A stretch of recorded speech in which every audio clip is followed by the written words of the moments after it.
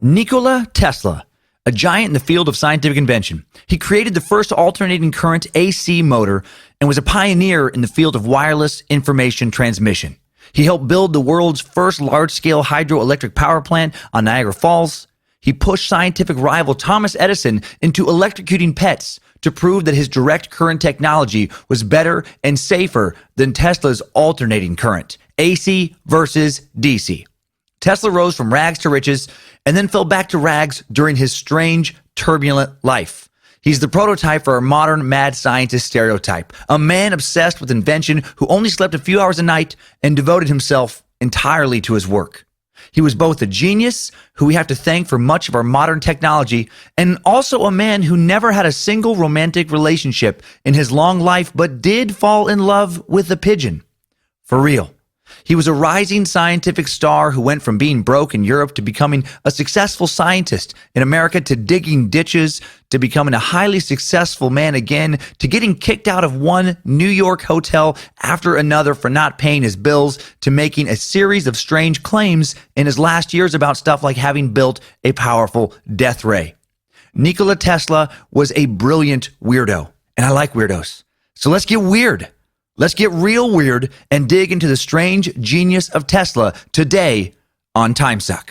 You're listening to Timesuck.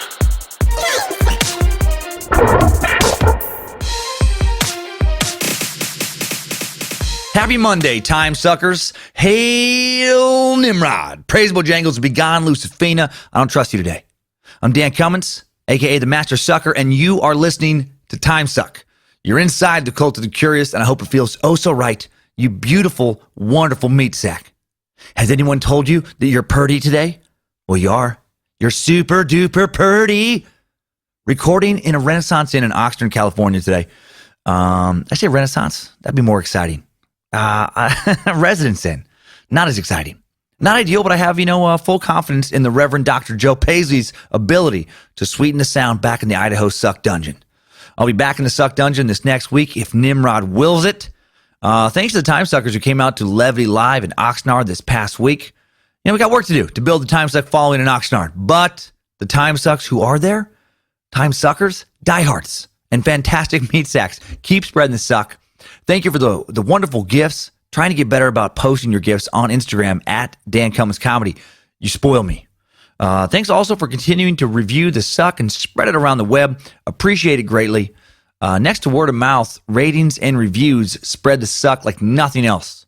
Reviews on iTunes specifically keep the podcast on the iTunes charts, which is the best way to kind of help get exposure and new listeners.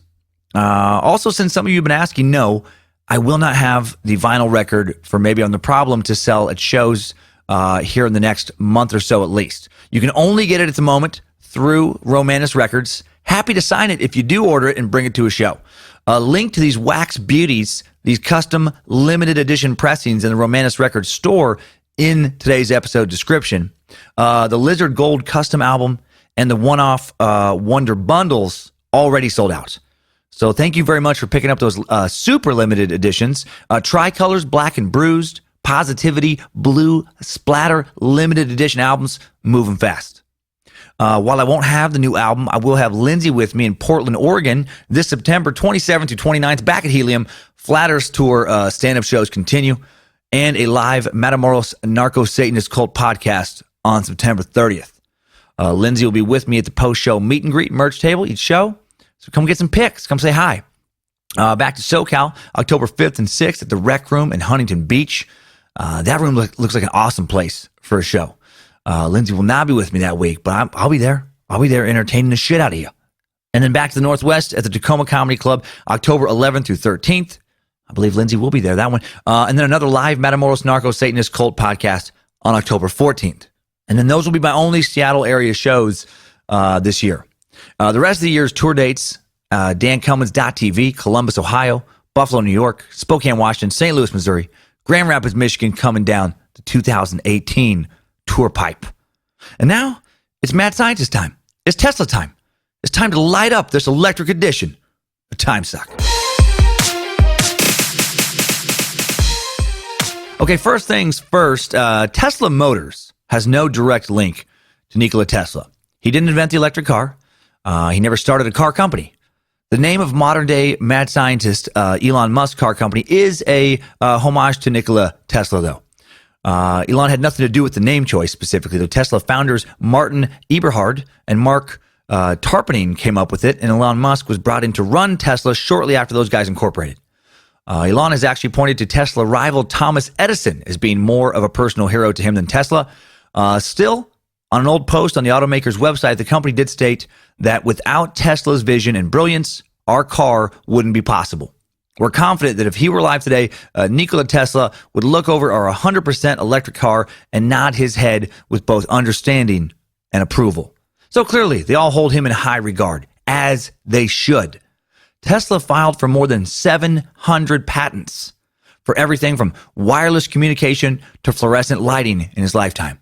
He led a long, interesting, inspiring life. So let's stop dicking around.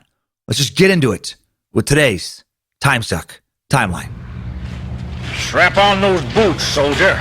We're marching down a Timesuck timeline. Nikola Tesla was born on July 10th, 1856, to Milutin and Duka Tesla, ethnic Serbians, in the village of Smijan, Lika in the Austrian Empire, site of present-day Croatia. He was the fourth of 5 kids with 3 sisters, Marika, Angelina, Milka, and older brother Dane.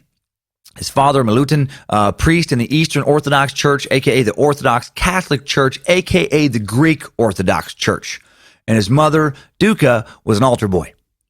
Kidding. Wrong Catholic Church. And I know most Catholic priests aren't into kids. Maybe. I'm not positive about that. I'm pretty sure some priests are not into kids. With the volume of scandals and well-documented practice of hiding predators, who knows how many Catholic priests do or do not want to molest kids today? I'm guessing / hoping the overwhelming majority do not have any interest in doing that. Tough times for priests, man. If they were a stock right now, they would be trading at all-time lows. But that's not what we're talking about today. Tesla's dad is an Eastern Orthodox priest, and Tesla later described his mother as a very handy woman around the house who was known for her abilities to make tools and appliances as well as memorize great poems.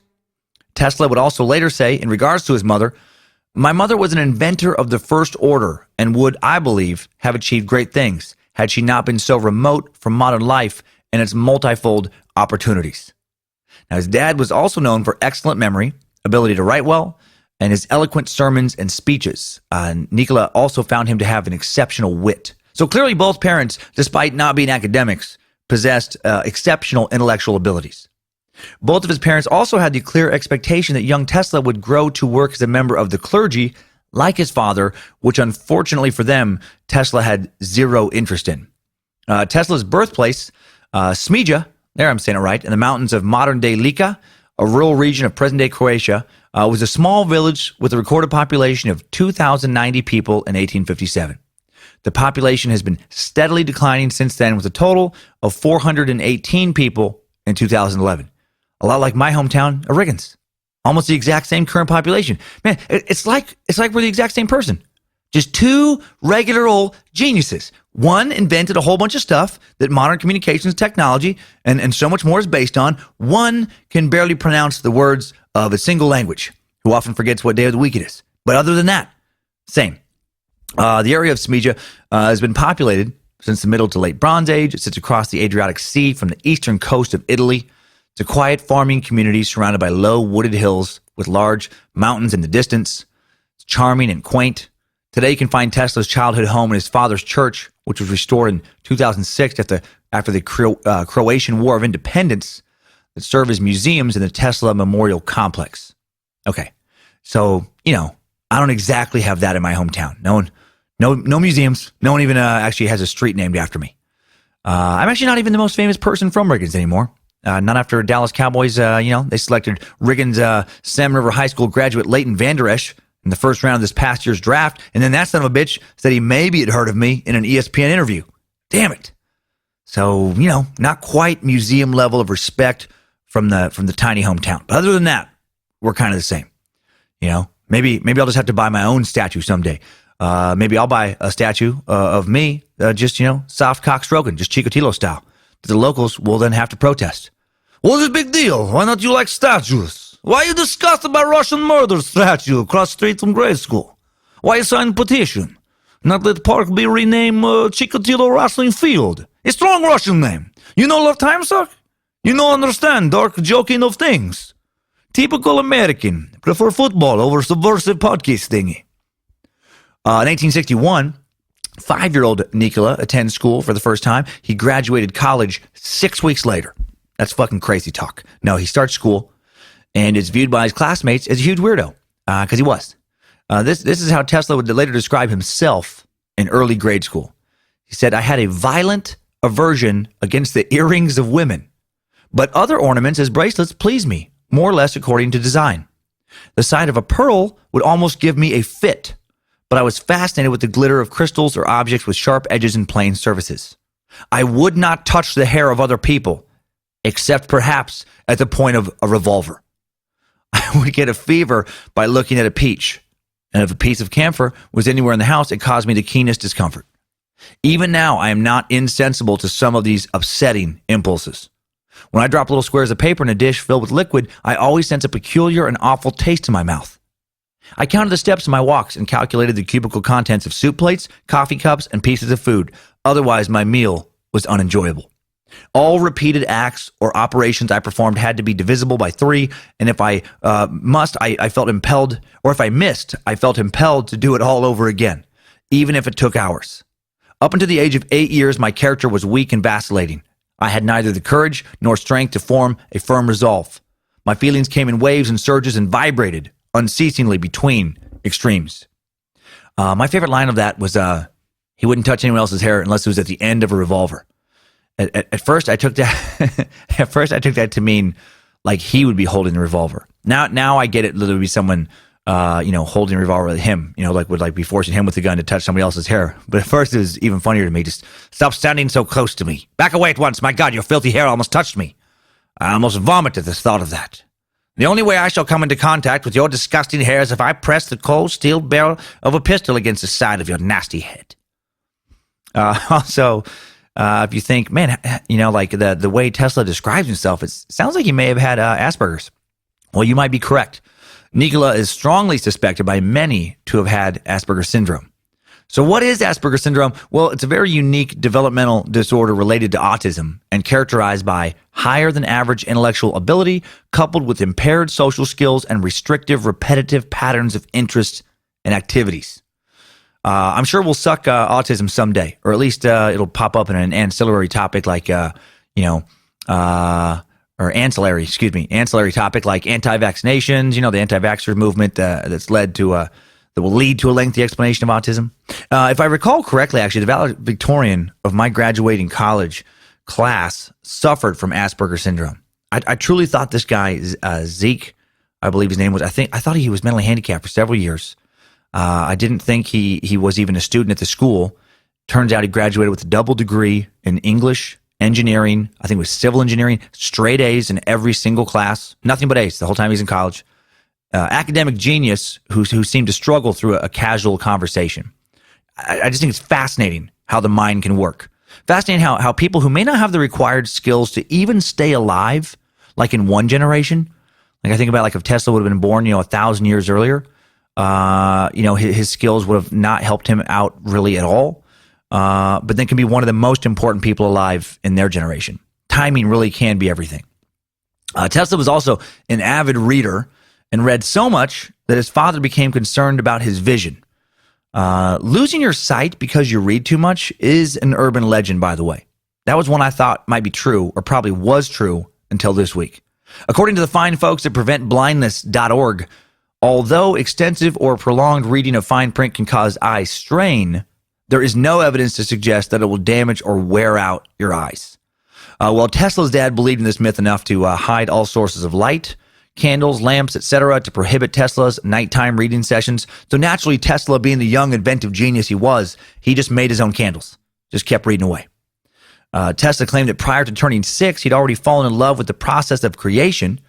It would be the only real love of his long life.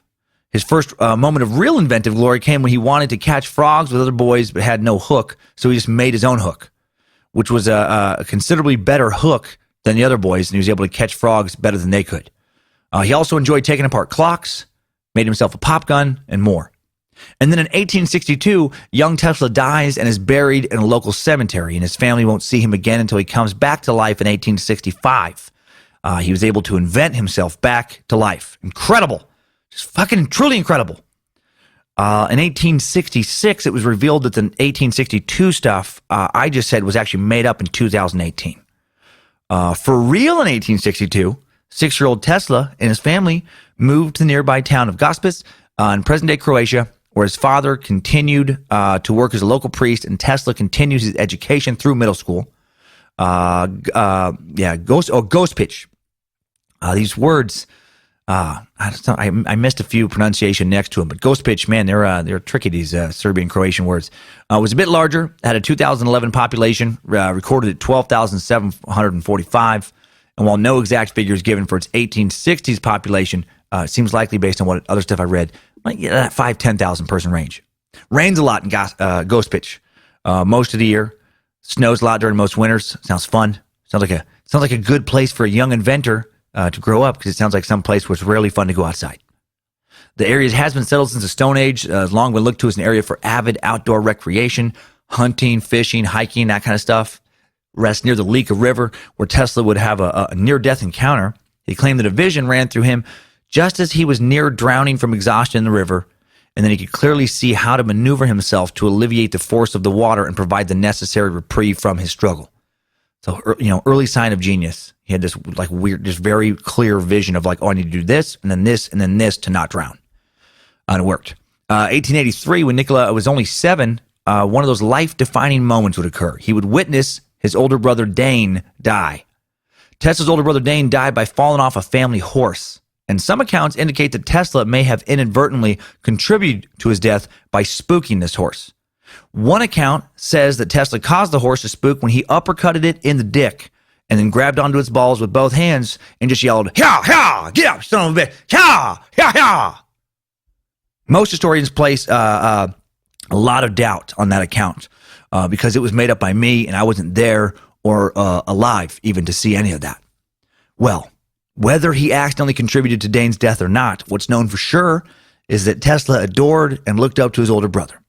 And after his death, he felt, though, that he could never live up to the potential of his brother's talent, or perhaps his brother's death actually helped contribute to his relentless pursuit of technological invention later in life. Tesla would say of his brother years later, "I had a brother who was gifted to an extraordinary degree, one of those rare phenomena of mentality which biological investigation has failed to explain. His premature death left my parents inconsolable. And also," he says, "I witnessed the tragic scene, and although 56 years have elapsed since, my visual impression of it has lost none of its force. The recollection of its attainments, the recollection of his attainments, made every effort of mine seem dull in comparison. Anything I did that was creditable merely caused my parents to feel their loss more keenly. So I grew up with little confidence in myself." That's pretty incredible that, all the acclaim that Tesla would get throughout his life for just being like a very, very, very intelligent person, he still thinks years later that his older brother Dane was more intelligent than he was. Crazy if that is true. In 1870, 14-year-old Tesla moved to the roughly 50,000 person Croatian city of Karlovac on the Austro-Hungarian military frontier at the time to continue his schooling at the Higher Real Gymnasium. And no, he didn't go to school in the gym. He wasn't just studying dodgeball and badminton. In Germany, some schools were and are called gymnasiums. Classes were taught in German, and Tesla became enchanted with physics while there. He lived with one of his aunts and her husband, a retired military colonel. Also claimed that he spent the entire time in a torturous level of near starvation due to his aunt's insistence that he only eat a little bit due to his delicate constitution. Sounds delightful. Aside from the constant level of borderline starvation, he found his time there to be pleasant. He found his aunt and uncle to be kind, refined, and generous. That's a weird description. Oh, they were great. They were kind. They were generous. Always trying to starve me was the one kind of one thing I didn't love was the always just kind of being almost starved. Other than that, though, very refined and kind and generous. He used every spare moment to learn and move ahead at an accelerated pace, graduating in 3 years instead of the standard 4. It was also during this time that he became enamored with the study of electricity, the area of innovation he would arguably contribute the most to. In 1873, 17-year-old recent grad Tesla would nearly die after catching a bit of cholera, the old cholera. After returning to Smeja, damn dirty water. As soon as he's done with school, what a graduation gift that is. You get a little cholera in your system. He'd be bedridden for 9 months. In a desperate attempt to help alleviate some of the pain of Tesla's suffering, his father promised his son that he would be sent to the best technical school in the world to study engineering if he could only recover. So Tesla was the rare person to get something good out of catching cholera. If you don't recall from the Donner Party, sucker didn't catch that one. Cholera is a disease spread by bacteria and contaminated water. It's a dirty water disease, and it can be fatal in mere hours if untreated. Cholera's symptoms, as quoted from the Mayo Clinic's website, are diarrhea. Diarrhea is a big one. Cholera-related diarrhea comes on suddenly and may quickly cause dangerous fluid loss. As much as a quart, about 1 liter an hour. Diarrhea due to cholera often has a pale, milky appearance that resembles water in which rice has been rinsed. So that's pretty gross. Then there's the nausea and vomiting, which often occur at the same time as diarrhea, for extra fun. Vomiting may persist for hours at a time, and sufferers occasionally vomit blood from vomiting with enough force to tear the lining of their esophagus. Whew. And that's where the blood comes from. It's just, they're tearing up their esophagus. Dehydration can develop within hours after the onset of cholera symptoms. Depending on how much body fluids have been lost, dehydration can range from mild to severe. Loss of 10% or more of total body weight indicates severe dehydration. And then, other symptoms, is irritability. Yeah, I bet you're irritable if you're puking and shitting your guts out. Lethargy, sunken eyes, dry mouth, extreme thirst, dry, shriveled skin, slow to bounce back when pinched into a fold, little or no urine output, low blood pressure, and an irregular heartbeat. An altered state of consciousness, seizure, coma, death. I'm guessing crying a lot of tears is a symptom of cholera. I'm guessing begging God to not die is a common symptom. I'm also guessing that begging God to go ahead and kill you, just get it over with, is probably another symptom. And all of those symptoms can be alleviated by today's first sponsor. Timesuck is brought to you today by McGill's Pop Prevention Suppositories. The minds at McGill's Pop have created an effervescent suppository you insert into your rectum to keep from dying from cholera. And equally important, to keep from dying in the most cholera of ways from literally blowing off your butthole. Don't wait to hear that fateful pop. Ugh! Don't shoot someone's innocent face eye out with your angry brown eye. Shove some McGill's up into your tummy's exit ramp. And when you feel that bubbling, you know it's working. The suppository dissolves and then rehardens to form a colon dam that keeps liquid from continuing to be violently ejected out of your anal paper shredder. Then it releases enzymes that migrate over into your stomach, calm it down, and then hardens again to form a second blockade, keeping liquid from being vomited out of your neck entrance ramp. And then it releases another enzyme that makes you think about staring into a gentle pony's sweet hazel eyes. Because that's maybe the most soothing thing you can possibly do for yourself. Just look at that pony. Look at the pony. Look at his eyes. It's all going to be okay. Look, Pony says so. Pony's nodding. So go to McGill'sPop.protect your butthole and enter the promo code Don't Blow It Off. And of course, that is not today's sponsor. That is a callback to a joke in the Donner Party, if you're thoroughly confused right now. Timesuck is actually brought to you by Hims. Some things get better with age, like wine or a nice single malt scotch. Unfortunately, that's not the case when it comes to your skin and your face. Just damn it. Why face? Why can't you be more like scotch? Luckily, there is something you can do to fight the effects of aging and try not to look like an old raisin that somebody stepped on and then got stuck on the bottom of their shoe and then walked across the desert with that shoe. 4hims.com is a one-stop shop for skincare, hair loss, sexual wellness for men. Hims Anti-Aging Kit is a custom prescription cream tailored to you that can keep your skin looking youthfully smooth by reducing the appearance of wrinkles and fine lines. The secret is tretinoin. Oh, that's a tough word. Tretinoin. Okay, that works to renew and restore skin by increasing collagen. Hims connects you with doctors online who will evaluate your skin needs and can prescribe you a custom anti-aging treatment. No more awkward in-person doctor's office visits. Products are shipped directly to your door. Sweet. When I'm not an idiot and I remember to use my man lotion, I notice less fine lines, more consistent skin tone, and less feelings of, seriously? That is my face. That's my face. When I look in the mirror, it makes me feel good about my face. So get some. It's your skin. Do you want to be a face in the crowd or do you want to be the face in the crowd? Order now and save $20 off your first month of Hims Anti-Aging Kit. Lock in those handsome looks now. Get your first month of anti-aging for $20 off. Go to 4hims.com/DanSC, DANSC. That's FORHIMS.com/DANSC. forhims.com/DANSC. Link in the episode description to make it easy. Direct link to the discount with the HIMS sponsor button in the Timesuck app and website. Okay, so now back to Tesla having a shitty cholera-filled life in 1873. His big accomplishment that year was not dying from cholera.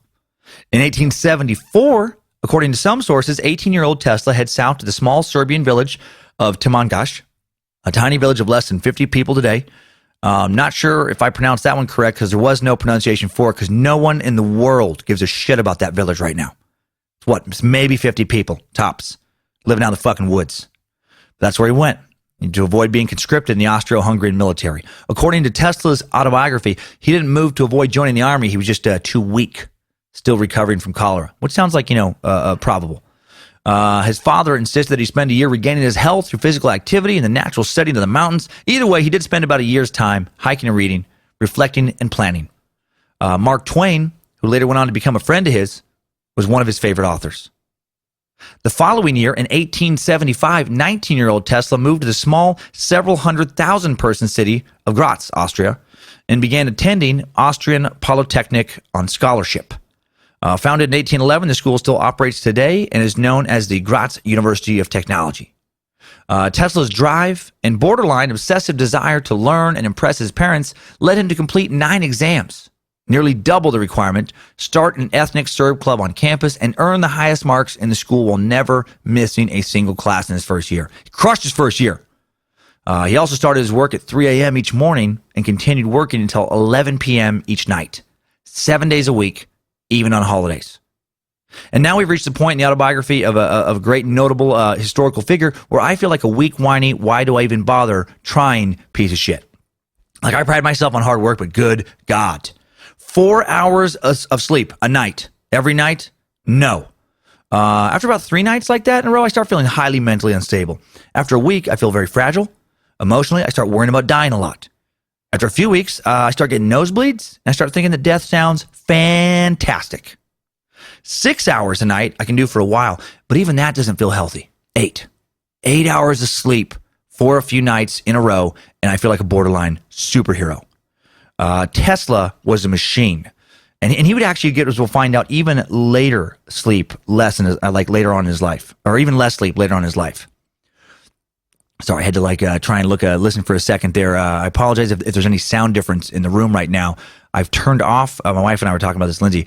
There's this weird thing that I don't know if it's broken with the air conditioner, but you can turn it off, all the settings to off, and it turns off for a little while, and then just like a little bit later, it's like, you know what?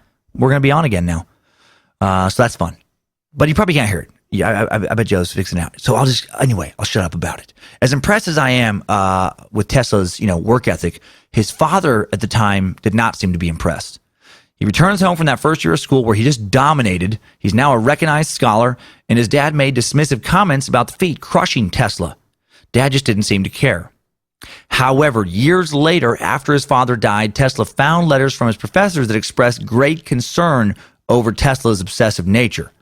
They had written out of worry for Tesla's health and had advised his father to remove him from the institution before he literally worked himself to death. So it's possible that Tesla's dad just didn't want to encourage his son to work himself to death.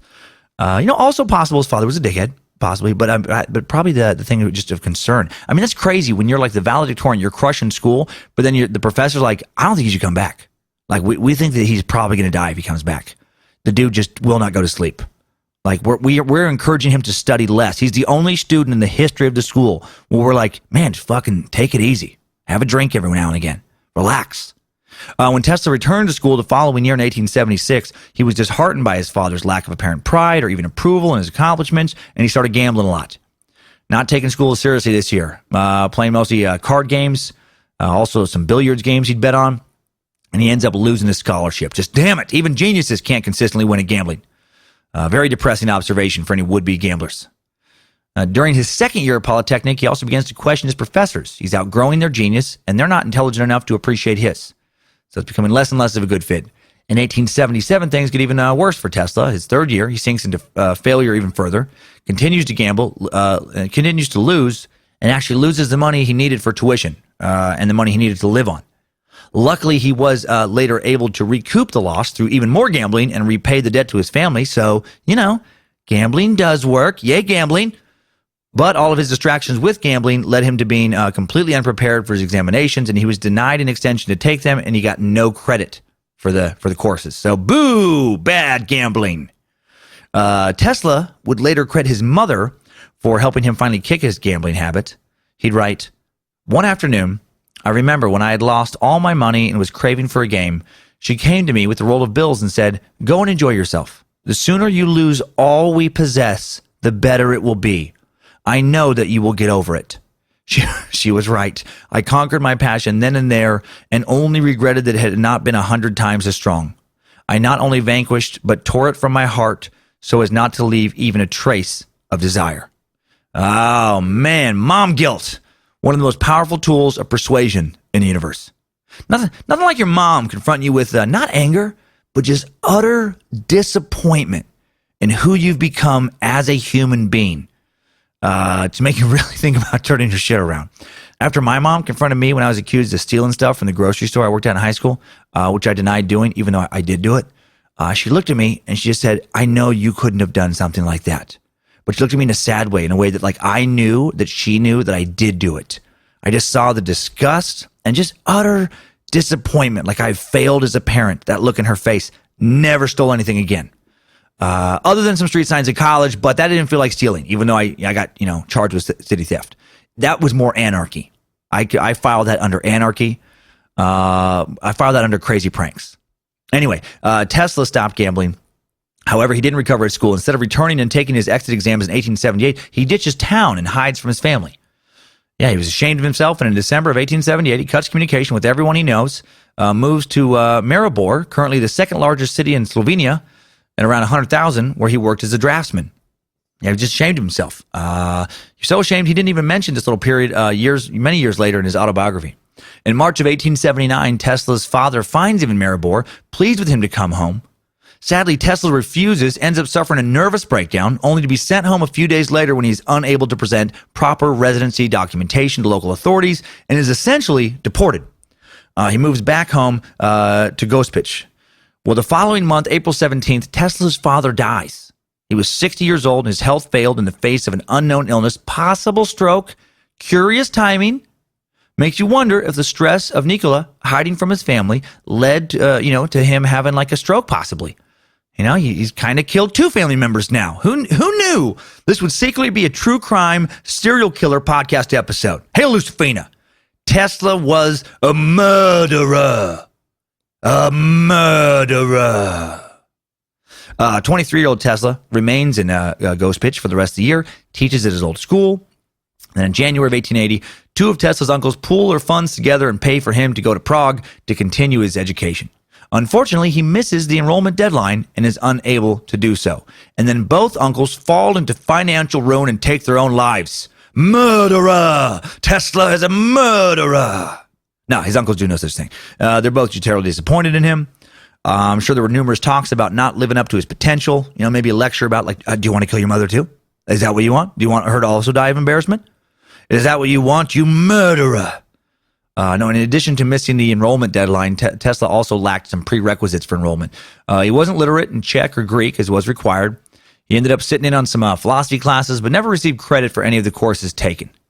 And then in 1881, Tesla moves to Budapest, Hungary. He gets a job at the Budapest Telephone Exchange. Now, phones were brand spanking new at this time. Alexander Graham Bell had only made the world's first telephone call 5 years earlier in 1876 in Boston, Massachusetts, and the system itself was not operational yet upon his arrival. So he was put to work at Central Telegraph Office as a draftsman. Within a matter of months, he was promoted to chief electrician. So, hey, things are looking up. He's chief electrician now. He's on his way, right? Wrong. No, he'd have a nervous breakdown. In his autobiography, Bell recounts, Tesla recounts having a complete breakdown of nerves at this time. His sight and hearing were amplified to excruciating levels. He claimed to suffer so much from his hearing that he could hear the ticking of a watch 3 rooms away and flies land on tables with a thud. The sound of distant trains were unbearably painful. He claimed that in the dark, his senses were reminiscent of a bat. He could sense objects 12 feet away. What the fuck? with a peculiar, creepy sensation in his forehead. And he said his heartbeat vacillated wildly, became twitchy, and physicians seemed unable to help him. Luckily, over the course of the year, these symptoms faded, and he was able to regain his health. Yeah, he's this is something he would kind of, he'd push himself too hard and then have, little breakdowns, kind of one of his things. In 1882, Tesla moves to Paris and opens up a bagel shop. The end. Thanks for listening, everybody. This is a hell of an episode today. This is the best. The best. No, he goes to work for the Continental Edison Company and begins working for his future nemesis. He worked on a project involving installing incandescent lights in buildings around the city. This was a completely new process, and he quickly became an expert in electrical engineering. And then he suffered another nervous breakdown, a little one, and then he was back. He pushed himself to the brink of sanity, once again collapses, then back. And again, that's his style, man. All or nothing. By the way, the now 26-year-old has yet to go on a single date. Not one romantic encounter. A few scholars think Tesla was a closeted homosexual. Most think the dude just didn't have an interest in sex. At least not an interest that was stronger than his obsessive interest in technological innovation. Just no time for boobs. Begone, Lucifina. I got an equation boner I got to satisfy. I got to rub one out to these numbers. Sexy numbers. Math and wires and sparks and thingamajiggers feel so good. Want to rub some of these gizmos and gadgets on my ding-dong. That was probably what some people would refer to as a bit much. Also in 1882, Tesla was out at a park one day with a friend, and while he was reciting Faust, as nerds sometimes do, he was struck with the idea of how to solve a problem creating and utilizing an alternating current, AC power. After a few years of working, and this is going to be like his thing that he focused on for most of his life. After a few years of working for the French branch of Edison's company, one of Tesla's supervisors, Charles Batzler, gets sent overseas to the U.S. to run Edison Machine Works in New York City in 1884, and he recommends that Tesla be brought along with him. His recommendation is accepted, and on June 6, 1884, Tesla arrives in New York City and begins working for the company on Manhattan's Lower East Side. And then in July, Tesla has another 19 nervous breakdowns. He does not. I keep expecting him to have more. He does have a very stressful trip to the U.S. Trip is a nightmare. He had his ticket, luggage, and money stolen while trying to get to the ship. Then after he finally gets aboard, a mutiny breaks out during the trip, nearly resulting in Tesla being thrown overboard. When he finally makes it to the U.S., he literally has 4 cents left in his pocket.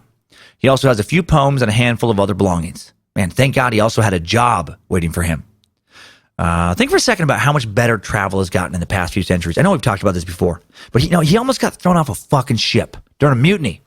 I haven't heard of a single mutiny happening on a passenger ship in the world in my lifetime. It's just like laughable. Like, can you imagine some Carnival cruise?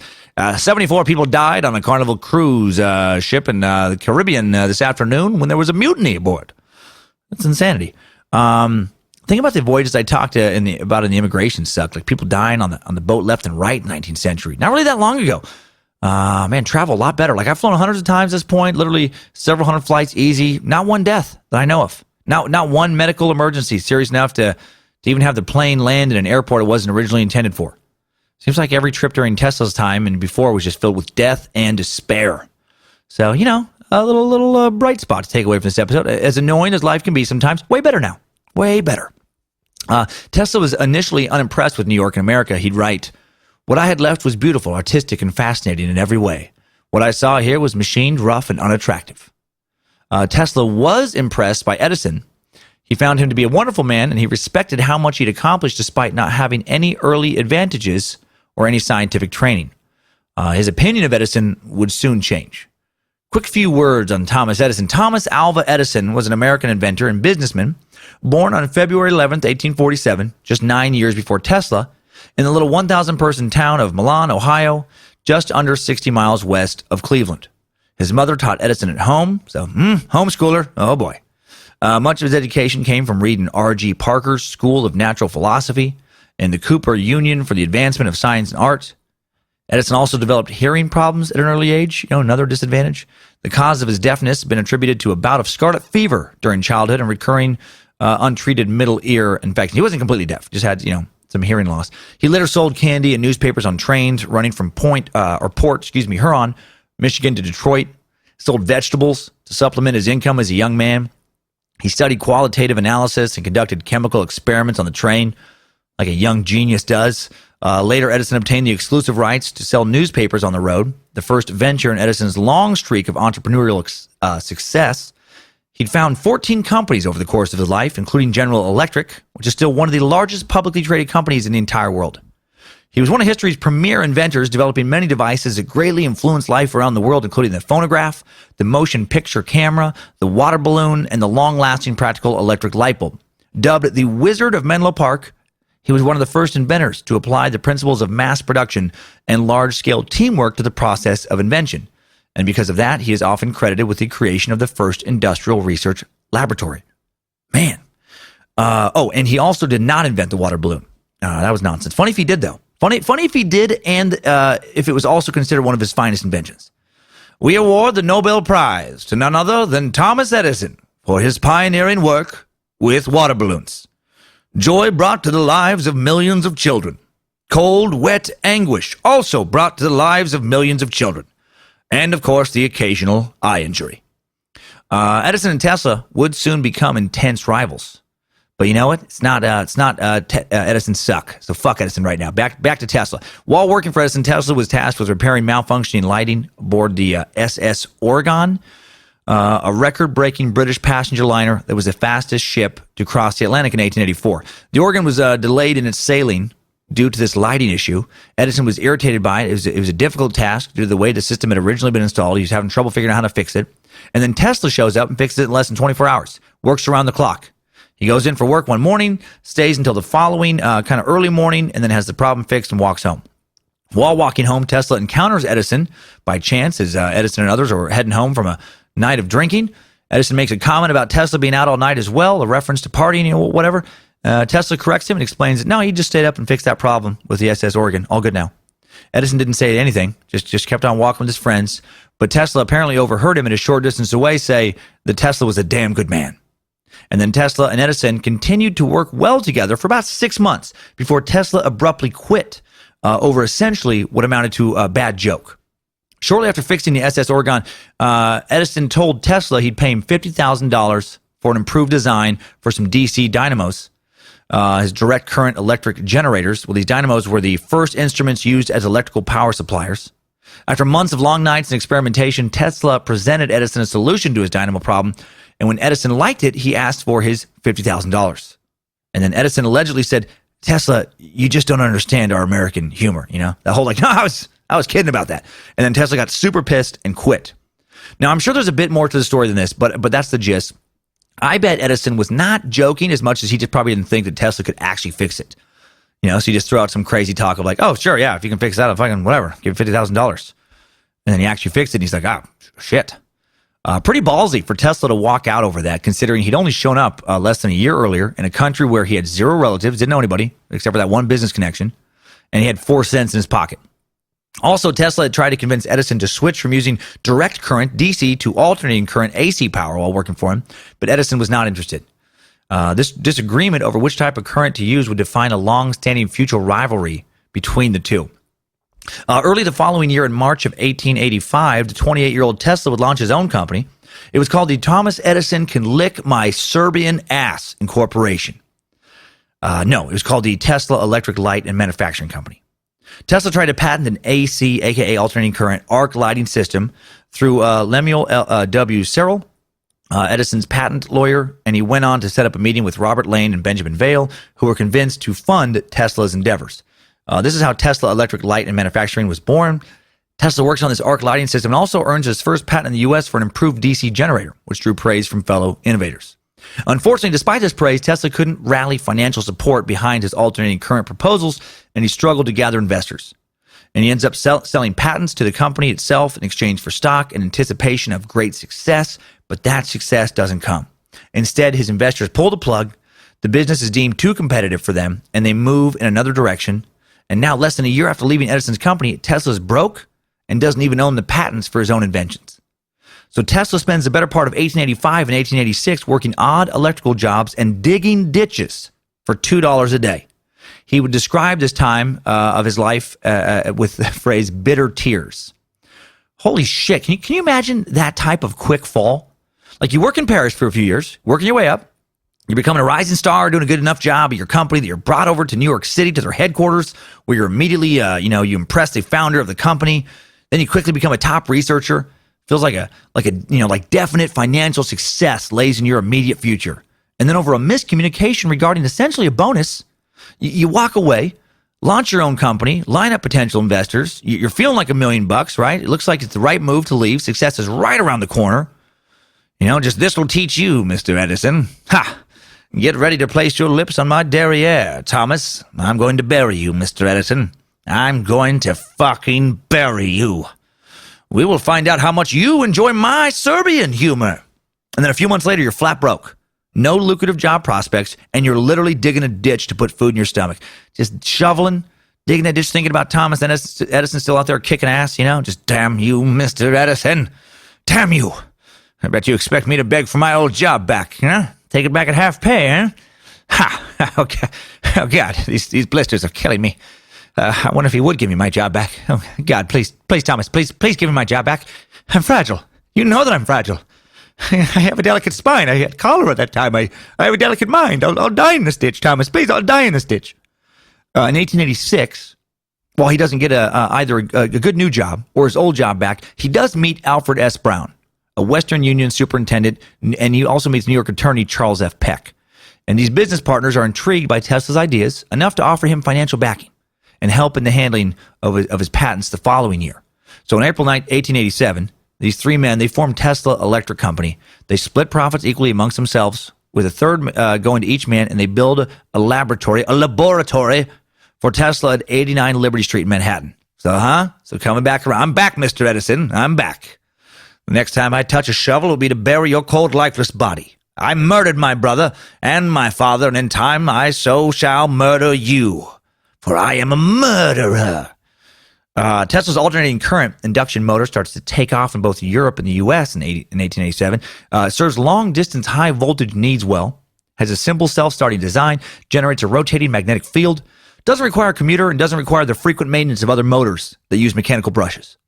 Then in May of 1888, Tesla receives a patent on his AC motor. Peck and Brown work to have it advertised in the press and seek to showcase its improvements over other existing options. Basically, they want to show the public that it's better than Edison's shitty design options. And that pisses Edison off. He'll soon go to insane lengths to show that his favored DC current is vastly superior to Tesla's AC current.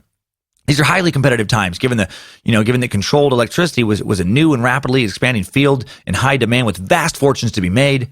Westinghouse, Edison, and Thomas Houston were the three current heavy hitters in the field. And then on May 16, 1888, Tesla demonstrates his motor at the American Institute of Electrical Engineers. News of his invention travels to George Westinghouse, the owner of a Westinghouse Electric and Manufacturing Company. And then by July of 1888, Brown and Peck strike a high-end deal with Westinghouse for the license of Tesla's AC polyphase induction motor and transformer designs. The deal was for $60,000, roughly $1.5 million today. Royalties of $250, that's $62.30 in today's dollar, per AC horsepower produced by each motor, and stock in the company.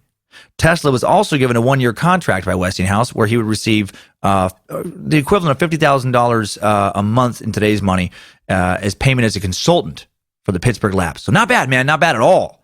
He is not in the slightest bit concerned with digging ditches now. The only ditch he's, possibly daydreaming about is that one to bury Edison in, with a shovel made of fucking solid diamonds. Things are looking up for Tesla. But then Edison comes back into his life and ruins everything again by taking the first shot in what will come to be known as the War of Currents. Nerd fight. So here are the basics of the War of Currents. Tesla was arguing for an advertising alternating current, AC, and Edison was utilizing and promoting direct current, DC. And one day, during a heated argument, they kind of did one of those chest bumps that dudes sometimes do, like, chest to chest. And when they did, their penises touched tip to tip. And that's how Angus Young was born. And that's how the band AC/DC came about. And that's what this song, Back in Black, is really about if you pay close enough attention to the lyrics. Back in black, they bump the sax, touching tips, electric man, my two dads, I'm a magic man, sprung forth, cloud of smoke after to tip, I'm a, something like that, and I'm back in black, and it's tip to tip. Huh. Okay, enough of that nonsense, that was probably painful for everyone. No, beginning in 1888, Edison really did kick off the War of Currents with Tesla. Tesla really did advocate an alternating current method of electrical fulfillment. Edison really did advocate a direct current method. The current or electric charge only flows in one direction in the case of direct current. But an alternating current electric charge changes direction periodically. Not only current, but also the voltage reverses because of the change in the current flow. Which is better? Well, in most instances, while better may not be the best word, alternating current has been more efficient and cost-effective over the last century and change. Direct current has been more difficult to transmit over long distances because it loses a little juice along the way. It has to be kind of reboosted. And upgrading to a higher or lower voltage requires expensive circuitry. Alternating current can be more easily transmitted over long distances, can be also conveniently converted to higher or lower voltage using transformers, which are essentially a coiled up wire that steps up or steps down the magnitude of AC voltage. Those power lines you see taking electricity to your home, around your neighborhood, those in all likelihood carry AC power. However, this is changing in some parts of the world in recent years where more efficient DC power transmission techniques are being developed. Also, portable battery power devices such as laptops and cell phones use DC, direct current power. How do they convert your home's AC power to DC power? Well, you know that little black box that is part of your battery charger? Or like the little white box, if you're an iPhone user, that that little, with the plug goes into that little tiny white, like square. Well, that box, little square thing, whatever, that's an AC to DC power converter. Now, obviously, there are more differences, a variety of other advantages and disadvantages, and we could get way too bogged down in unnecessary details for today's narrative and put everyone to sleep. We're not going to do that. I guess the main thing to know is, other than the basic explanation I just gave, is that during the war of currents, Tesla's AC was actually the better choice. It cost less than DC, and despite what Edison would say and try to prove, it was not more dangerous. Both AC and DC equally capable of producing enough voltage to shock your dick and or tits off. Okay, so the following, this little getting into this war of current, good historical reminder to not believe the hype all the time. Just because all your friends and family and media might be telling you something, that doesn't mean it's true. Marketing, often mixed with so much disgusting, blatant lies and manipulation. So 1888, Edison's a big deal. He and his company are already very established in the field of electricity. He's making a shit ton of money off his technology, and he wants to keep making that money. And he's put all his chips, or all his eggs, I guess, in the DC basket. And after developing the first incandescent bulb in 1879, he supported by direct current. The new lucrative electricity market has opened its arms to him. He's printing money. His invention was guaranteed to change the world. His invention was godlike, a whole just let there be light, revolutionary phenomena. Edison, while quickly understanding that his invention was guaranteed success, also knew it had limitations. He's a very smart guy. He's a genius himself. He knows it has limitations when being used over long distances. And when former ungrateful employee Nikola Tesla shows back up, starts strongly offering and advocating this cheaper AC, method of transmission, he's not happy about it. He's not happy about it. And so he becomes, in short, a ruthless, lying, mean-spirited asshole to try to turn public opinion away from alternating current. Or maybe he was already that kind of person and he just revealed his true nature to the world now. Edison launches a very mean-spirited propaganda campaign that's wildly effective. He consistently presents Tesla's alternating current as being very dangerous and unreliable. Edison actually stated at one point, just as certain as death, Westinghouse, which is Tesla's AC system, will kill a customer within 6 months after he puts it in a system of any size. He knew this wasn't true. You don't really see companies do that anymore, by the way. Can you imagine if the CEO of Ford showed up in a commercial and just said something like, go ahead, buy a Chevy. And then when it hits someone and you're done washing your dead children's blood off the inside of the windshield, maybe you'll be ready to buy a Ford. Ford tough. It's fucking crazy. Just to say that your competition is going to just kill its customers. Back in 1887, Edison had actually already laid the groundwork for his AC power will kill you smear campaign against Tesla and his Westinghouse backers when a dentist from Buffalo reached out to Edison in the hopes of finding a more humane way of capital punishment. Alfred P. Southwick found hangings to be inhumane, but had recently seen a man accidentally electrocute himself, and he thought that an answer to a more humane type of execution may lie within this new science. Edison was always publicly opposed to the death sentence, but he saw the opportunity to associate his competition with death, so he recommended the Westinghouse company and their use of alternating current to Southwick, and it worked. AC current would be used for the electric chair starting in 1890. On August 6, 1890, convicted murderer William Kemmler would be the first person to be killed in the electric chair in Auburn, New York, and it was horrific. The generator was charged with 1,000 volts, assumed to be inadequate amount to induce quick unconsciousness and then cardiac arrest.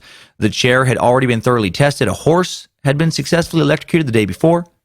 Current was then passed through Kemmler for 17 seconds. The power was turned off, and Kemmler was declared dead. However, he wasn't. Witnesses noticed Kemmler was still breathing. The attending physicians come forward to examine Kemmler, confirm he is still alive. A doctor calls out, "Have the current turned on again, quick, no delay." Kemmler was then shocked with 2,000 volts. Blood vessels under his skin began to rupture and bleed, and some witnesses would actually later claim that his body caught fire. The New York Times reported that an awful odor began to permeate the death chamber. And then, as though to cap the climax of this fearful sight, it was seen that the hair under and around the electrode on the head and the flesh under and around the electrode at the base of the spine was singed. The stench was unbearable. So they're cooking this guy. Witnesses reported the smell of burning flesh, and several nauseated spectators unsuccessfully try to leave the room. The execution ends up taking 8 minutes. The competitive newspaper reporters covering the Kemmler execution jump on all these abnormalities. Each newspaper tries to outdo the others with sensational headlines and reports. The head of Westinghouse, Tesla's company, George Westinghouse, later would comment, they would have done better just using an axe. Huge PR win for Edison. Westinghouse's alternating current became so associated with getting electrocuted that people began to refer to getting electrocuted as getting Westinghoused. Man, how happy did that make Edison? Do you want my clean, safe, not shocky power? Or do you want Tesla's death juice? Want my dependable, make America great again zip zap? Or do you want Tesla's commie skin sizzler? And how much that sucked for George Westinghouse, man, to have your actual name associated with horrific death. Westinghouse, by the way, had tried to prevent this very strong. He had thrown $100,000 into an appeal for Kemmler to keep that dude from being electrocuted, to try to prevent alternating current from being used in his death. And this is just a small part of this war of currents. And this wouldn't happen until 1890. Meanwhile, back in 1888, Edison was just, he wasn't just sitting around hoping for an opportunity like that to present itself. He was making shit happen. He was touring the U.S., putting on presentations, or at least funding presentations, if he wasn't there himself, about how dangerous AC power could be. He started publicly electrocuting dogs, horses, and even electrocuted an elephant with AC to make his case. Seriously, this isn't just some of my weird shit. He really did this. Like, what in the fuck? Bounce around the web and you'll see, you'll read stories about him electrocuting all kinds of creatures. Well, Edison didn't actually electrocute, these animals himself, but he paid to have the demonstration carried out. So he paid to have them killed. Same difference. Often he paid to have them killed by an engineer and anti-alternating current advocate, Harold Brown. Stray dogs, stray cats, horses, orangutan. That elephant we'll talk about in a little bit. June of 1888, he set up a public display to warn of the dangers of alternating current at a dog's water dish hooked up to an AC dynamo. And when the dog went to get a drink, he got fucking shocked to death. Man, times were different. Again, can you imagine getting away with doing anything remotely like that today? Just like, my God, just the public backlash. Well, I mean, the laws you'd break and everything too, but just to prove that my carbonated Life Bubble soda is far safer than my competitor's Big Bubble Cola, despite being just as bubbly, I had 5 of these pigeons drink Life Bubble and 5 drink Big Bubble. What is it? Life Bubble. So yes, Life Bubble, 5 drink 5 Life Bubble, and then the 5 drink Big Bubble. What? Now watch carefully. See that? That pigeon just exploded. So did that one. Oh, and the other 3. All 5 of the Big Bubble Cola drinkers just had their stomachs blow up. You see what I'm talking about? Oh shoot. Okay, that's one of ours just actually exploded as well. Oh shit. Okay, 2 of ours. Oh, okay, 3. Damn it. But okay, that seems to be it. So 5 of their pigeons exploded to death. 2 of ours lived. So Life Bubble, the safer bubble drink. By the way, pigeons blowing up from drinking carbonated beverages seems to also be just urban legend. As does the Alka-Seltzer thing blowing them up. Probably best not to test it, though. Don't test it. Edison would test it, though, if he could. He clearly didn't give a shit. Well, George Westinghouse, he sees how this is playing out. He writes Edison a letter at one point saying, I believe there has been a systemic attempt on the part of some people to do a great deal of mischief and create as great a difference as possible between the Edison Company and the Westinghouse Electric Company, when there ought to be an entirely different condition of affairs. So he's like, come on, man, we can get along. We can make this work for everybody. Edison does not bother writing back. He does continue purchasing stray dogs for 25 cents each to use in many more presentations. So really this war of current, less of a war, but really just a continual assault against Westinghouse and Tesla's preferred alternating current AC electricity. In 1889, while Edison is electrocuting stray pets to increase his company's bottom line, Tesla travels to Paris for the Exposition Universelle, where he finds inspiration in Heinrich Hertz's electric experimentation that proves that electromagnetic radiation, radio waves, are in fact real. And this led to the invention of his Tesla coil in 1891. In 1891, Tesla demonstrated wireless lighting by electrostatic induction at Columbia College. He would later go on to claim that his new system of wireless lighting, he'd worked on it for more than a decade, would eventually lead to a system in which signals and possibly power would be sent through the earth without the use of wires. Sound familiar? Sound like pretty much what most of us base most of our lives around now? Wireless technology. Incredible how important this contribution is to modern tech and the internet. It's like this dude was, trying to get the internet going back then. July 30th, 1891, Tesla became a citizen of the United States, patents his Tesla coil. What is a Tesla coil? A Tesla coil is an electrified cock ring. What? Excuse me? No. Tesla coil produces wireless electricity. You've probably seen a version of one in a museum. Even some Fry's electronic stores have Tesla coil displays. It's a metal coil that shoots out what looks like lightning bolts. Little of our arcs of electricity.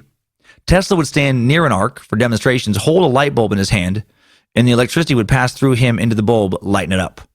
The concept behind the coil is actually fairly simple and makes use of electromagnetic force and resonance, and they're powerful, these Tesla coils. Employing copper wire and glass bottles, an amateur electrician can build a Tesla coil that can produce 250,000 volts. Wow. 1892, Edison and Thomas Houston merged into a new company you may have heard of called General Electric. Right, Edison was working under other names previously. Now he's got General Electric. They celebrate by electrocuting and then stomping 100 Cocker Spaniels to death. Hail Nimrod! No, they don't do that. Tesla lectures in London in 1892. In 1893, Tesla and Westinghouse finally score a major victory. They finally get a victory in the ongoing war of current, which really isn't like, directed at Edison, in this case. I feel like Edison's, battles or moves during the war of current were very direct, like just very much directly shitting on AC and Westinghouse, where in 1993, Tesla and Westinghouse, they just do something, successful, which I guess is, their side of the war. They win the bid to light up the World's Columbian Exposition, also known as the Chicago World's Fair. Now, we talked about the World's Fair back in the H.H. Holmes Murder Castle episode, suck number 25. H.H. Holmes, killed an unknown amount of random tourists who came to stay at his murder castle while they were in town for the expo or working at the expo, or moved to town because of the work provided by the expo. Well, Edison General Electric had originally proposed to power the electric exhibits at the expo using direct current at the cost of $1.8 million. And when that was rejected, they got their bid all the way down to $554,000. I love that difference.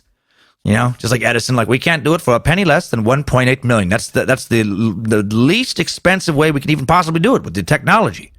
Well, that's far too expensive, Thomas. I'm sorry, but we're going to have to look elsewhere. Oh, hold on. I just got some new figures in my head. $500,000. We can do it for $500,000. He cuts it by over a third. Or he cuts it. It's down to almost 70% less than the original offer. Well, then Westinghouse, their offer comes in at $399,000. So, cheaper than the cheap new option from Edison. And this is a historical moment for Tesla because they win the bid, and now they're able to showcase, their beloved AC on a big stage. Thomas King Dickhead Edison tries to rain on Tesla's parade by banning the use of Edison's lamps at the expo. But Westinghouse's company quickly designs a double stopper light bulb, which allows them to sidestep some Edison's patents, and they're able to light the fair anyway. And it was a wild success. As Eric Larson describes in the main source I used for the H.H. Holmes suck, the book, The Devil in the White City, in which Eric Larson wrote, "If evenings at the fair were seductive, the nights were ravishing. The lamps that laced every building and walkway produced the most elaborate demonstration of electric illumination ever attempted, and the first large-scale test of alternating current. The fair alone consumed 3 times as much electricity as the entire city of Chicago. There were important engineering milestones, but what visitors adored was the sheer beauty of seeing so many lights ignited in one place at one time. Every building, including the manufacturers and liberal arts building, was outlined in white bulbs. Giant searchlights, the largest ever made and said to be visible 60 miles away, had been mounted on the manufacturer's roof and swept the grounds and surrounding neighborhoods. Large colored bulbs lit the 100-foot plumes of water that burst from the McMoney's fountain. It was like getting a sudden vision of heaven. So, very successful. So that's awesome. That was a nice year for Tesla. Next year, 1894, Tesla begins experimenting with what he referred to as invisible kinds of radiant energy, which led him to possibly taking the first X-ray photo by accident. Tesla was trying to photograph buddy Mark Twain in his lab. No big deal, no big name drop. But the only image that came through was a metal piece on his camera lens. So maybe kind of technically the first X-ray photo. 1895, Tesla, with the help of new financial backers, able to open the Nikola Tesla Company. The aim was to market and develop a variety of Tesla's previously patented inventions and pursue new work as well. Alfred Brown, from Tesla's earlier days, joins in, brought patents from Tesla's work under Peck and Brown. Very little ended up coming from it, all other than the fact that they continued to manage Tesla's patents for years and years to come. Then on March 13th, 1895, Tesla has what is inarguably a terrible, terrible day for a scientist. His lab catches fire and burns to the ground. Notes, research, models all go up in smoke, and he is crushed. The New York Times quoted him as saying, "I am in too much grief to talk. What can I say?" I can't imagine. I've had hard drives crash, and that feels terrible.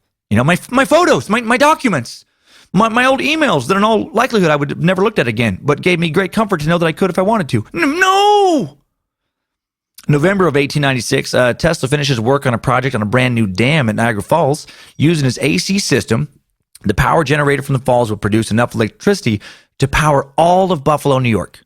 Now, this is considered by some to be his crowning achievement.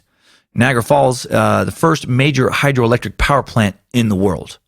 Dr. Charles F. Scott, Professor Emeritus of Electrical Engineering at Yale University, former president of the American Institute of Electrical Engineers, would say at the time, the evolution of electric power from the discovery of Faraday in 1831 to the initial great installation of the Tesla polyphase system in 1896 is undoubtedly the most tremendous event in all engineering history. So, high praise. Now wealthy for the first time, Tesla becomes a scientific free agent, spends the next 12 or so years bouncing around Manhattan, renting various spaces as laboratories. He can often be heard muttering under his breath, just, "Fuck Thomas Edison. I'll bury him yet. Bury him in one of those ditches he reduced me to digging. We'll see who laughs last, Edison. Yes, we shall see."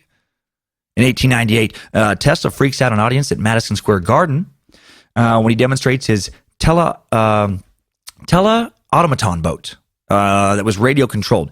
Basically, the world's first remote control boat. People witnessing this hard to mentally process event, because they'd never seen anything like this, they attributed the small boat's ability to move to either magic, telepathy, or to the small monkey that appeared to be captaining it. Seriously, they had like a little monkey on the boat, and they truly believed that the monkey was the one controlling it. Just a totally normal boat captain monkey. Tesla tried marketing his invention to the U.S. military, but they didn't buy it at the time. Radio-controlled items stayed fixed in the realm of playthings until World War I, when countries would begin to utilize it. Sadly, he did not decide to tour the world with his boat captain monkey and devote the rest of his life to fuck with people's minds. That'd be great. I introduce to you Zanzibar, the world's first monkey boat captain.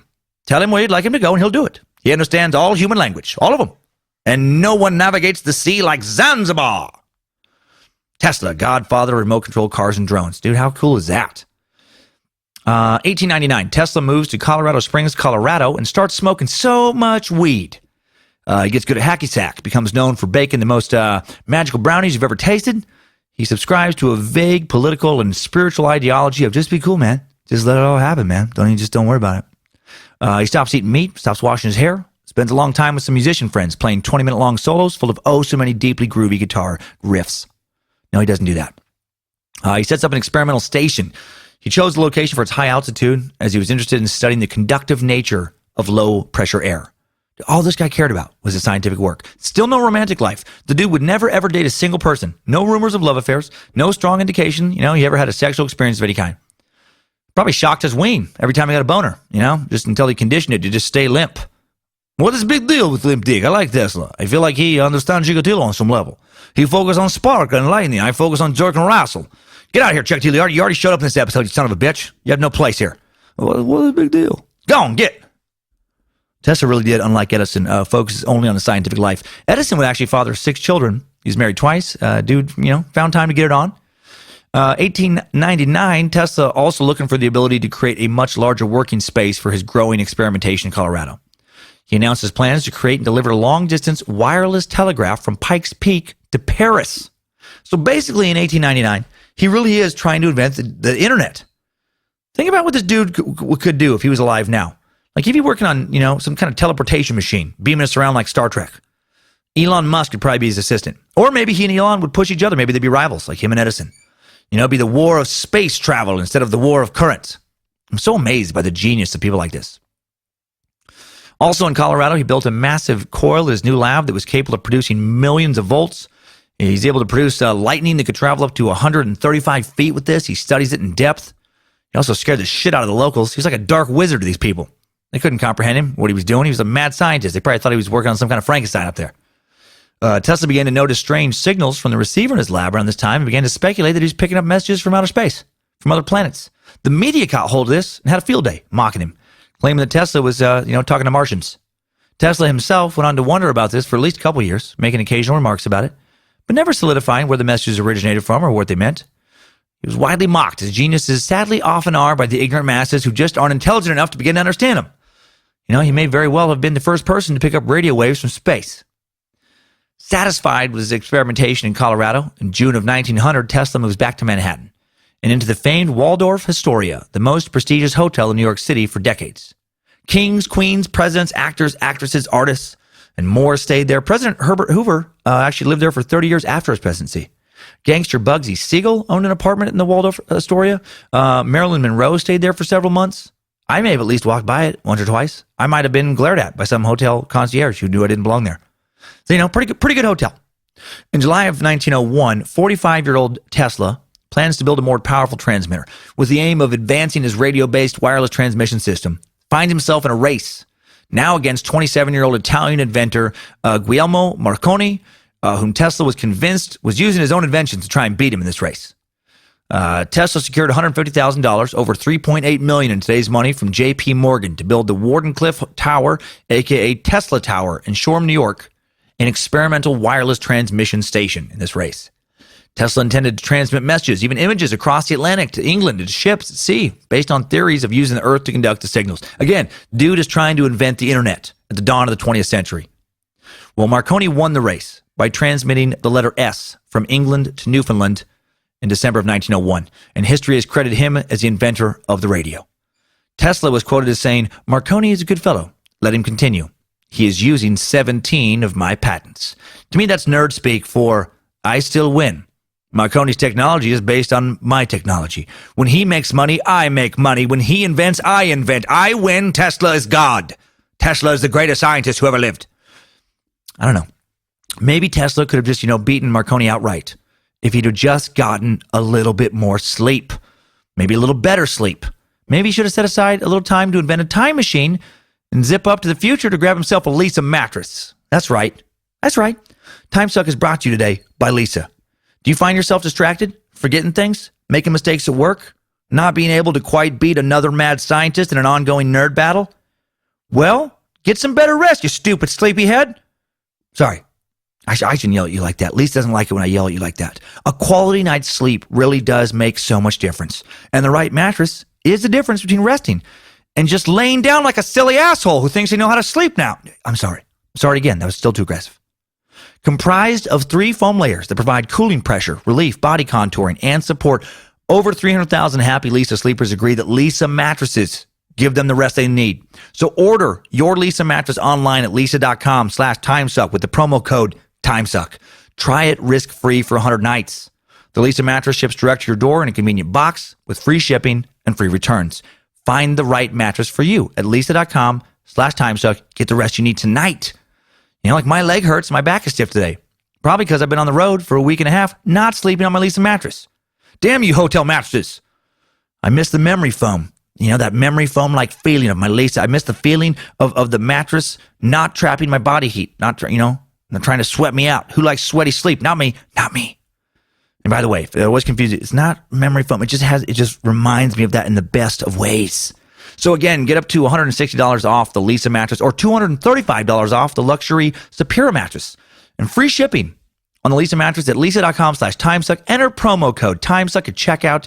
Do it. Link in the episode description. You can also link over by pushing the Lisa button in the new improved Timesuck app and at the Timesuck website. All right, now back to Tesla being pissed off at Marconi, beating him in their battle to develop essentially radio. Not essentially, it is radio.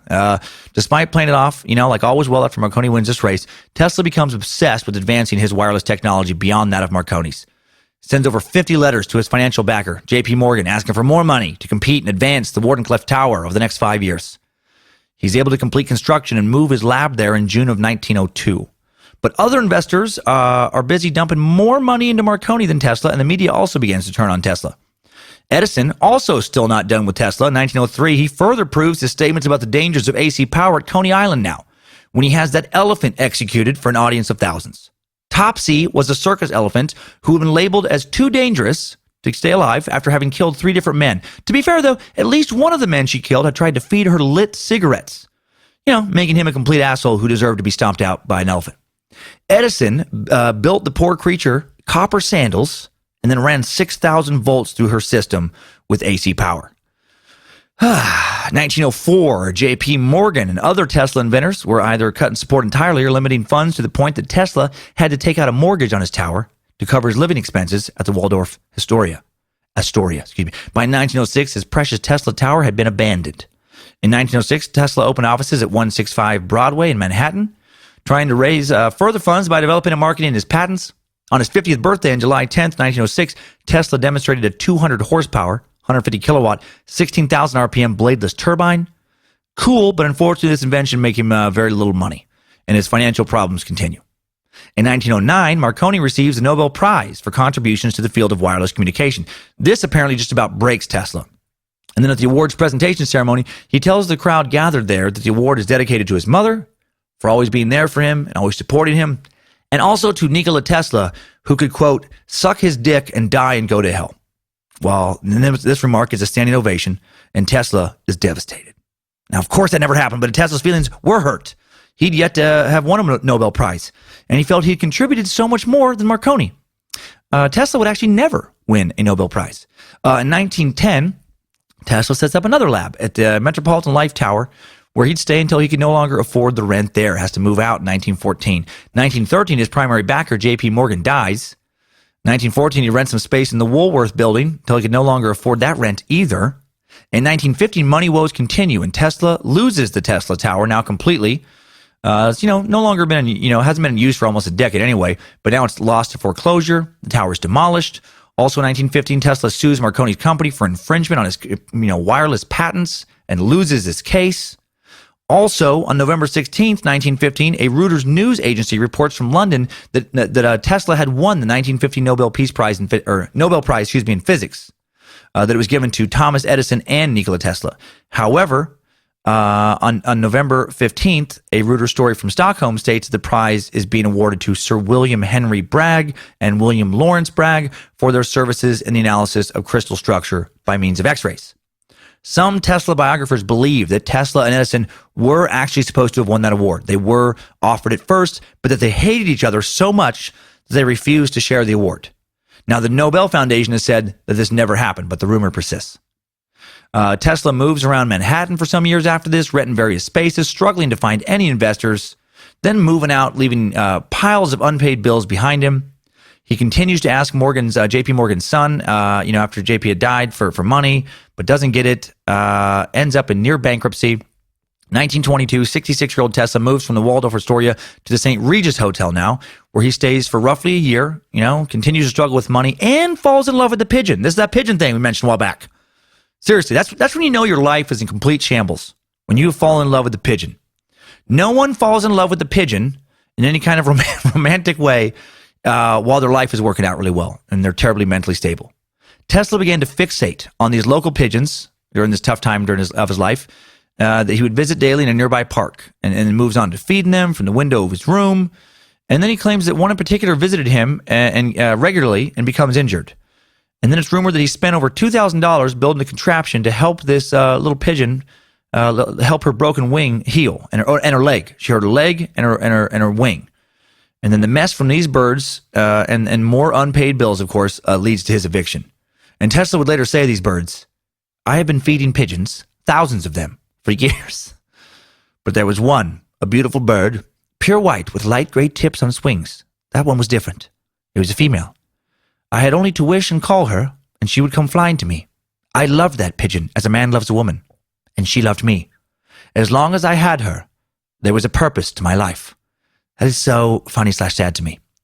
In late 1922, then big scandal for Tesla. He and the pigeon get married, and then the pigeon dies from maternal bleeding when Tesla tries to consummate the marriage on the wedding night. And that is insane. I don't know what ended up happening to that pigeon. I don't know what happened to Tesla's sexy love pigeon.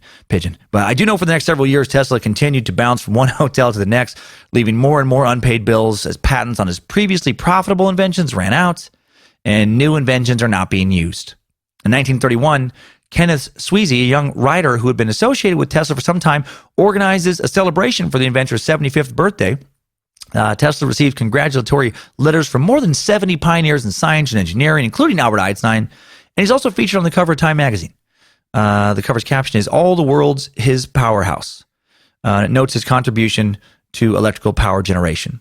And the party went so well that Tesla made it an annual event for a while, an occasion where he would put out a large spread of food and drink and invite the press over to see his inventions and hear stories about possible new inventions, the claims of an increasingly mad scientist. In 1931, longtime rival Thomas Edison also dies that year. Or not also dies, but he dies that year at the age of 84. So really, between the 75th birthday party and Edison dying, pretty good year for Tesla. And then following this pretty good year, Tesla starts to really kind of unravel mentally a bit. At his 1932 birthday party, he claims he's invented a motor that runs on cosmic rays. And no, that never happened. That is not a thing that exists. And then in 1933, he tells reporters that he's on the verge of producing a new form of energy. He said it could be tapped with an apparatus that would be cheap to run and that it would last 500 years. He also tells reporters he's developing a way to photograph the retina to record human thought. No, he's not developing any of that. And then Tesla takes his crazy talk even further in 1934 when he says he has now built a super weapon called a death ray. He has now shifted into the character of the cartoonish mad scientist supervillain. I'm surprised he didn't hire an assistant called Igor at this point. "Igor, show the fine folks who have come to our party that I'm quite serious about my death ray." Of course, Master Tesla. At once, Master Tesla." "Igor, point the death ray at Marconi's laboratory." "Yes, Master Tesla. At once, Master Tesla." "Yes. Can you sense your imminent death, Mr. Marconi? Are you ready to be exploded, or disintegrated, or eviscerated, or perhaps evaporated? Even I am not sure what the death ray will do to you. It's not quite finished. Still fine tuning the death ray, but soon. Oh, yes, soon I will death ray you. You should have never crossed a murderer, Marconi. I'm a murderer." 1934. Westinghouse, Tesla's former financial war of current backer, begins to pay him $125 a month, roughly $2,100 in today's dollars, in addition to covering the cost of his rent at the Hotel New Yorker to kind of keep him afloat. He'd do this for the remainder of Tesla's life, and it was listed as a type of consulting fee despite limited consultation ever taking place. The rationale for why they did this kind of varies depending on the source, but a likely theory is that rather than doing it purely for humanitarian charitable reasons, Westinghouse was just concerned about the bad press that would come from Tesla's demise, given his current struggles. He's a previous star inventor. 1935, Tesla makes another crazy claim at his birthday party. When he turned 79, he announced his invention of a pocket-sized oscillator that would destroy the Empire State Building. That's not a thing. Following this party, Tesla became a recluse for his final years, tinkering on various inventions, talking about having built death rays and the like after dying of a heart attack at the age of 86 on January 7th, 1943. He's talked about so many death rays and those kind of things before that after he's discovered by a maid, his body is, the FBI sends the alien property custodian to seize his belongings, despite him having been a citizen in the U.S. for years. And then John G. Trump, a professor at MIT, was asked to inspect his items over the course of 3 days. Make sure he's got no death rays. Nothing similar. Funny that they were worried enough about what he was capable of inventing that they thought he may have in fact built a death ray or some kind of a super weapon. Had to check it out, after he dies, make sure the whole hotel's not going to explode. Random trivia, by the way, John G. Trump, President Trump's paternal uncle. And while this Trump never found a death ray, despite some conspiracy theorists thinking he did, and then it now belongs to the Illuminati, of course, he did find an issue of a comic book called Pootie and Juju. They found issue number 107 from January 1919 called The Electric Mad Wizard, an issue dedicated to Nikola Tesla. In this issue, Pootie takes a job as Tesla's laboratory assistant and isn't allowed to tell Juju what's going on at this new job.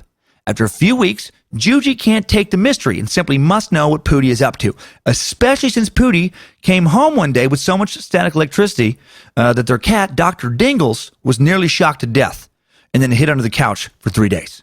So, Juju snuck into Tesla's tower to see what was happening, only to find Pootie strapped down to an examination table like Frankenstein. Juju watches Tesla pull a switch, and then giant arcs of lightning stab through the air, hitting Pootie with enough juice to make Pootie's bones glow. Juju screams, "Don't do it, Tesla! Don't you scissor my Pootie!" And he punches Tesla in the face, knocking him to the ground, and flips the switch back down. And then Pootie yells at Juju, "Why'd you just put the zip on my zaps, Juju? We were playing who can be the longest light bulb, and now Tesla wins. He stayed lit for 2 whole days." And then Juju said, "I didn't know how, Pootie. I thought he was killed in you." And then Tesla popped back up, punched Juju in the face to return the favor. After Juju fell to the ground, Pootie yelled, "Watch out, Juju." And then little dizzy birds circling around Juju's head. Juju yelled back, "Too little, too diddle, Pootie." And then Tesla smiled and said, "Put that in your lunchbox, Shirley." And they all laughed and laughed and laughed. And then they took turns shocking the ever-loving bejesus out of one another and saying cruel things about what a jerk Thomas Edison was. The end. And now, back to the death of the real-life Nikola Tesla. January 10th, this is January 10th, 1943, Tesla honored by the New York mayor at the time, Fiorio? His last name's LaGuardia. He's the man who LaGuardia Airport's named after, and I should have looked up pronunciation guide in his first fucking crazy-ass Italian name. Fiorello LaGuardia, who read a eulogy over the WNYC radio, violin music played in the background. 2 days later, Tesla's funeral witnessed by 2,000 people before his cremation. A few months after his death, U.S. Supreme Court overturned Marconi's patent in favor of Tesla, and the credit due was finally bestowed on Tesla for the invention of the radio. Now, this may have been nothing more than a political move, just so they could save, money by not having to pay Marconi. Because Marconi was suing the U.S. for using his patents during World War I. But either way, the verdict stands, and patent-wise, Tesla now technically the inventor of the radio. While most historians feel that Marconi is still the real inventor. 1952, Tesla's nephew, Sava Kozanovic, received the remains of Tesla's estate in Belgrade. The entire shipment contained 80 trunks. Tesla's ashes currently reside at the Nikola Tesla Museum there. And that is enough. That's it for today's Timesuck timeline. Good job, soldier. You made it back. Barely. Nikola Tesla came a long way from a little Serbian village, didn't he? Accomplished a lot for that son of a rural priest and a homemaker. Impressive. He possessed an extremely special mind, devoted his entire life to the exploration of his many, many ideas. And sure, he had some wacky ones towards the end.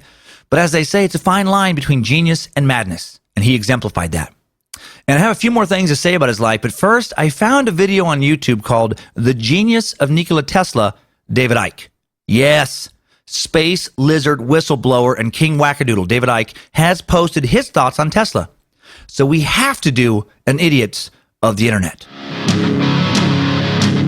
Idiots of the Internet.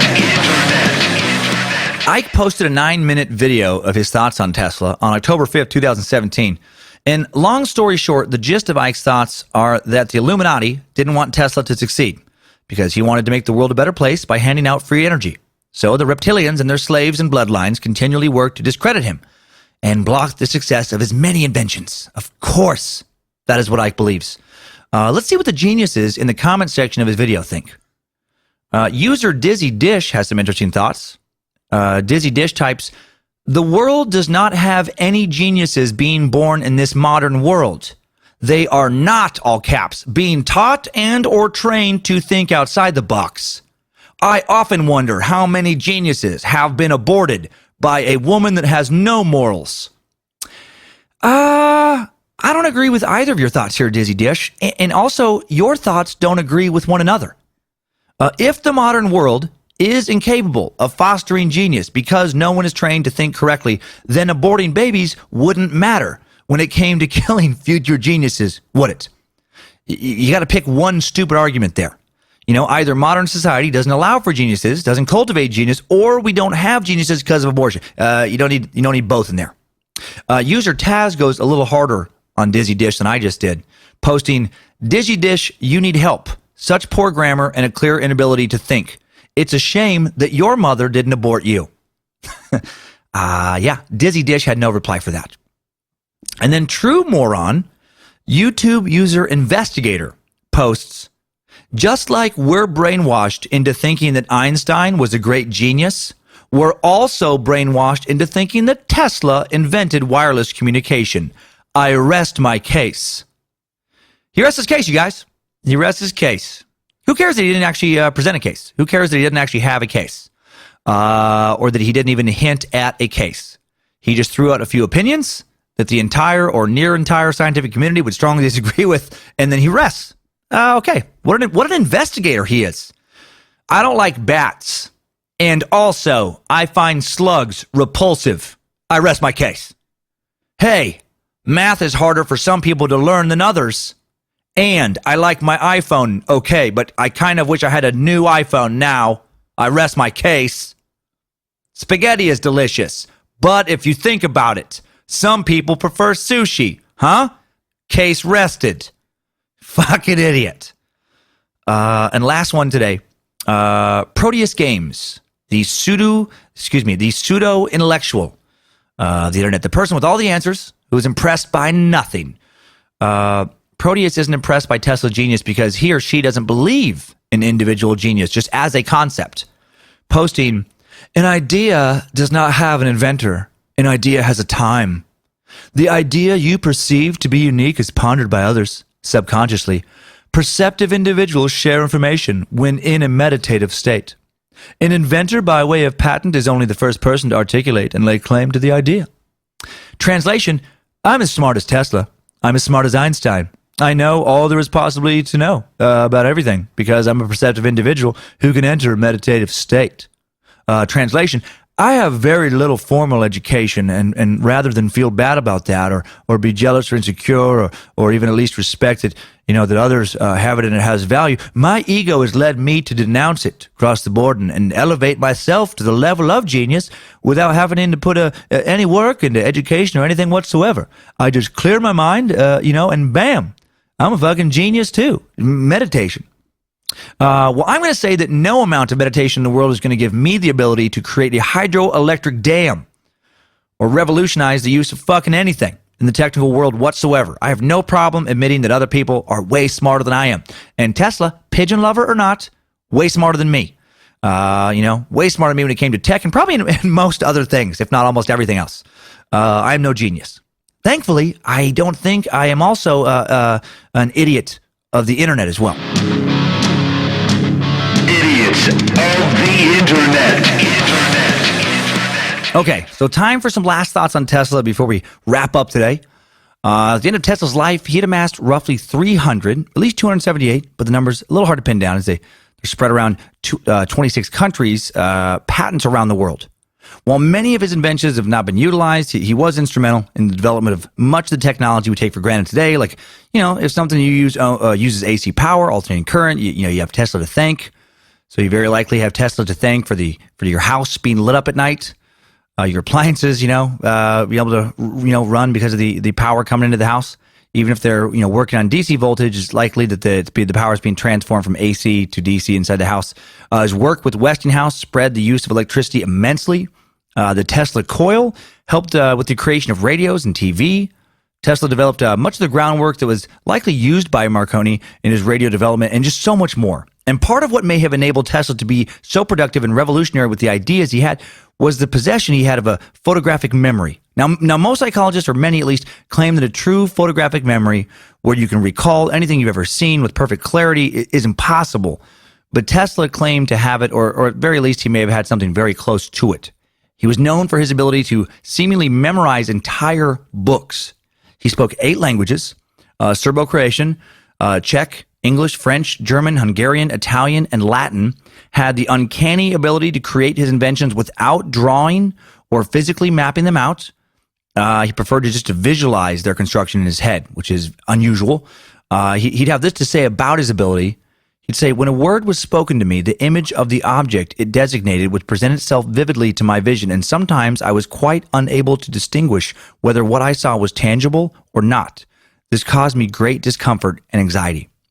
I mean, if that's true, it's like, I mean, God, this guy is almost like a curse, the kind of intelligence he had. Can you imagine just like you're able to imagine something so vividly that you're basically able to trick yourself into thinking like it may be a tangible thing? Like it's like he had a certain amount of like the properties of like LSD or some kind of powerful hallucinogenic drug in his system at all times that he was able to channel at will. But it sounds like, like would channel more powerfully than he would have liked. This was particularly troublesome for him when his mind would fixate on something horrible.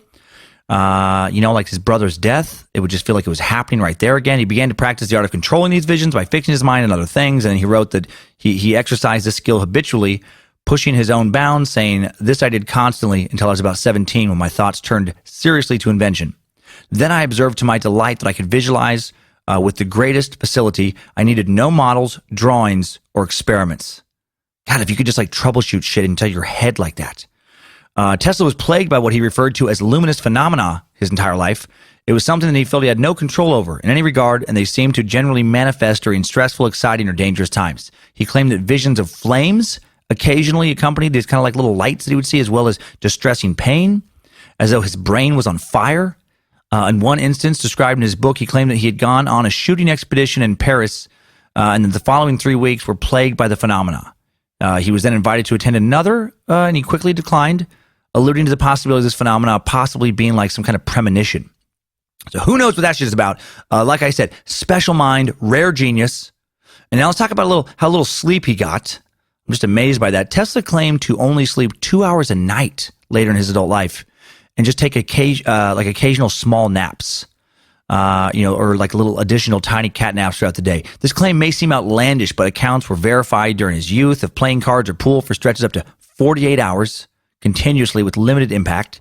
He also spent a stretch of time working in his lab in which he was up for roughly 84 hours straight. That's 3.5 days. Friend and journalist Kenneth Sweezy confirmed that Tesla almost never slept. I do not understand how in the hell that is possible. And it's not like it destroyed his health. It clearly wasn't that detrimental. I mean, he lived until he was 86 years old. He may have lived a long life partially due to consistent exercise and diet. Very consistent. He was never out of shape from 1888 to 1926. Right? So for almost 40 years, Tesla remained virtually exactly the same physically. He was 6 foot 2 inches tall and 142 pounds. Dear God. I've never been that consistent. If you've seen pictures of me from 10 years ago, and pictures of me in like the past few years have seen me recently, I don't look the same. I'm about 80, 90 pounds heavier and the same height, man. This meat sack has a little more meat in their sack than Tesla would have. That's crazy though. And just to be that consistent, he walked 8 to 10 miles a day. Another form of exercise, weird form of exercise he claimed to utilize was he would curl his toes 100 times per foot each night. He thought that helped stimulate his mind. And he also just very regular with his meals. He had a regular dinner, often alone, at around 8 p.m. every night. He was convinced that others ate too much and exercised too little. Well, no argument there. That's probably most people in society. He was proud of his well-maintained physique and health. He eventually became a vegetarian and then went on to a much more extreme diet later in life that was essentially nothing more than milk, honey, bread, and vegetable juice. God, there's legendary self-discipline. And once again, during the biography of a legend, I feel like a lazy slob / monster. I almost don't want to take a drink from my iced mocha right now, but I'm going to. One last thing before we wrap up. Let's hear Tesla's thoughts on why he remained alone throughout his life, as reported in a newspaper interview in 1924. I guess now I really do want to take. I don't. You know what? No. During the research, I was drinking them. I'm not going to drink on the mic. I think that's rude. but now I'm looking at my mocha. This is what he said. He goes, I always thought of a woman as possessing those delicate qualities of mind and soul that made her in respects far superior to man. I had put her on a lofty pedestal, figuratively speaking, and ranked her in certain important attributes considerably higher than man. I worshipped at the feet of the creature I had raised to this height, and, like every true worshiper, I felt myself unworthy of the object of my worship. But all this was in the past. Now, the soft-voiced gentle woman of my reverent worship has all but vanished. In her place has come the woman who thinks that her chief success in life lies on making herself as much as possible like man, in dress, voice, and actions, in sports and achievement of every kind. The world has experienced many tragedies, but to my mind, the greatest tragedy of all is the present economic condition, wherein women strive against men, and in many cases actually succeed in usurping their places in the professions and in industry. This growing tendency of women to overshadow the masculine is a sign of deteriorating civilization. Practically all the great achievements of man until now have been inspired by his love and devotion to woman. Man has aspired to great things because some woman believed in him, because he had wished to command her admiration and respect. For these reasons, he has fought for her and risked his life and his all for her time and time again. Perhaps the male in society is useless. I am frank to admit that I don't know. If women are beginning to feel this way about it, and there is striking evidence at hand that they do, then we are entering upon the cruelest period of the world's history. Our civilization will sink to a state like that which is found amongst the bees, ants, and other insects, a state wherein the male is ruthlessly killed off. In this matriarchal empire, which will be established, the female rules.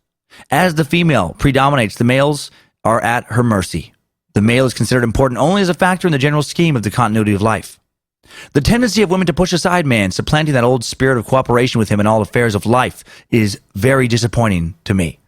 And that was from this interview with Texas paper in Galveston, actually, on August 10th, 1924. So Tesla, was a genius, but also very much a product of his time. Dude worshipped women for a while and then became easily intimidated by them when they wanted, God forbid, to join the workforce. Translation for his rant to me is, women are confusing to me and that makes me feel stupid. So, fuck women. Like, even geniuses can be real dum-dums. Now let's move it along to today's top 5 takeaways. Timesuck top 5 takeaways. Number 1, Nikola Tesla contributed mightily to the development of the alternating current electrical system that's widely used today and discovered the rotating magnetic field, the basis of most AC machinery.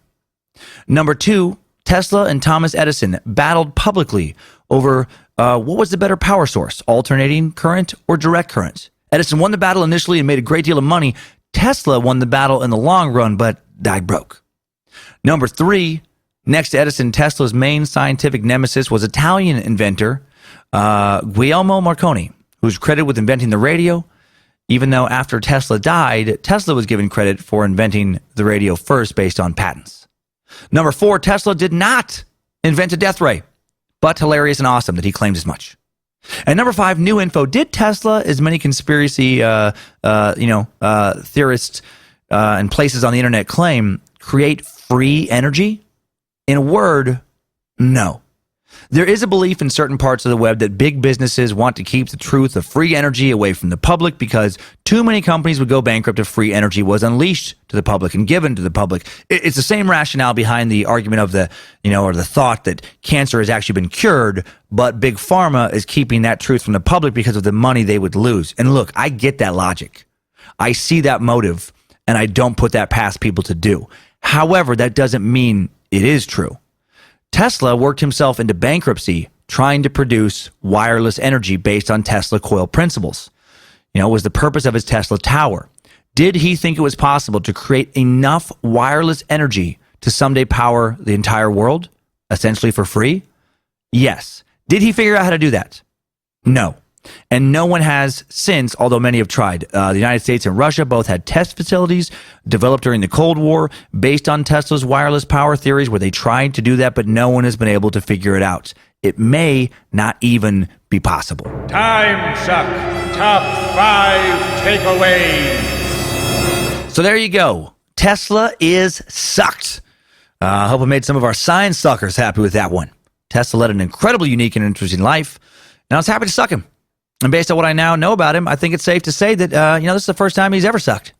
Unless that pigeon lover had a bigger beak than I'm imagining.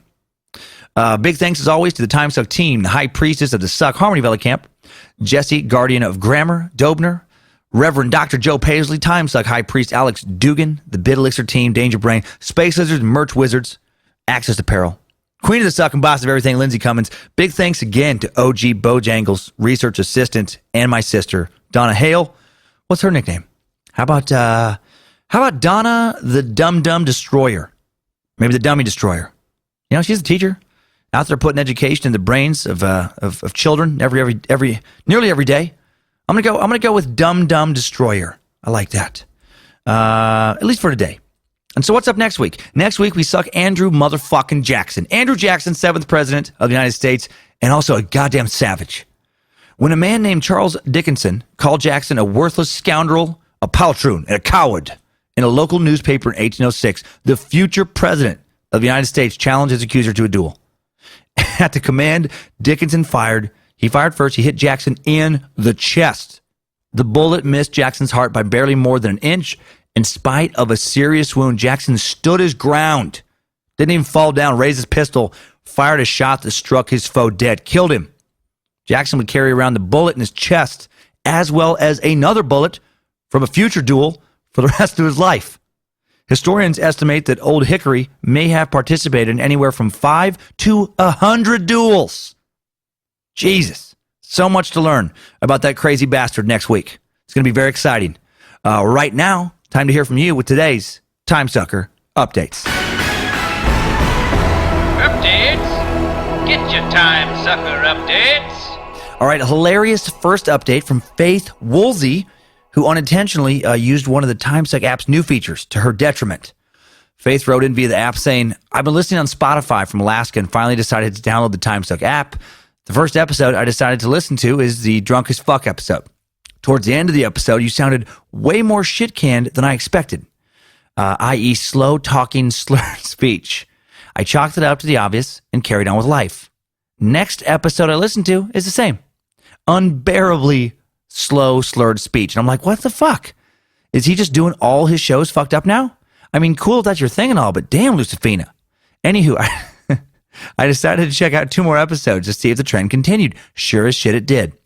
It then dawned on me that perhaps there was a lag or some technical term I'm not aware of that caused the app to slow down just enough to make you sound like a consistently drunk as fuck. If the Drunk as Fuck episode hadn't been the first episode I listened to on the app, I wouldn't have listened to 3 more fucking episodes at 3/4 speed.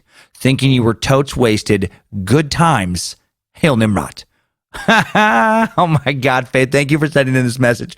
Yeah, you can listen to the episodes now at different speed. It sounds like you were at actually half speed because we don't have the 3/4. It goes all the way down to half speed. And yes, I sound very, very drunk. I love so much that you powered through 3 more episodes. I mean, my God, that had to take you about 4 hours each episode. You poor thing. I appreciate your dedication. I think I would have given up, would have smashed my phone or something. I'm glad that you are literally up to speed. Now, yes, you can set it to obviously the normal speed on the app, which I would recommend for long-term listening. Another speed, as far as variable speed and more related update, comes in from Timesucker and Space Lizard Jason King, who writes, Dear great Sir Dr. Reverend Dan Cummins III, last of the Mosuckans, I am currently writing this from Nimrod's ballsack, as indeed I have finally joined the Secret Suck and have reached the final operating thetan level of true freedom within the cult of the curious. All jest aside, I did want to leave an honest and heartfelt message about how the Suck has touched me in so many intimate ways. I would like to give a shout out to my fellow Space Lizard, C. Hughes92, for introducing me to your podcast just under 3 months ago. In that time, I have binged every damn episode and have to just say, wow. You, my friend, have created something truly spectacular and so powerful that even Jim Jones himself must smile down from heaven as he rhythmically converts dough and tea to his pelvic inclined faith.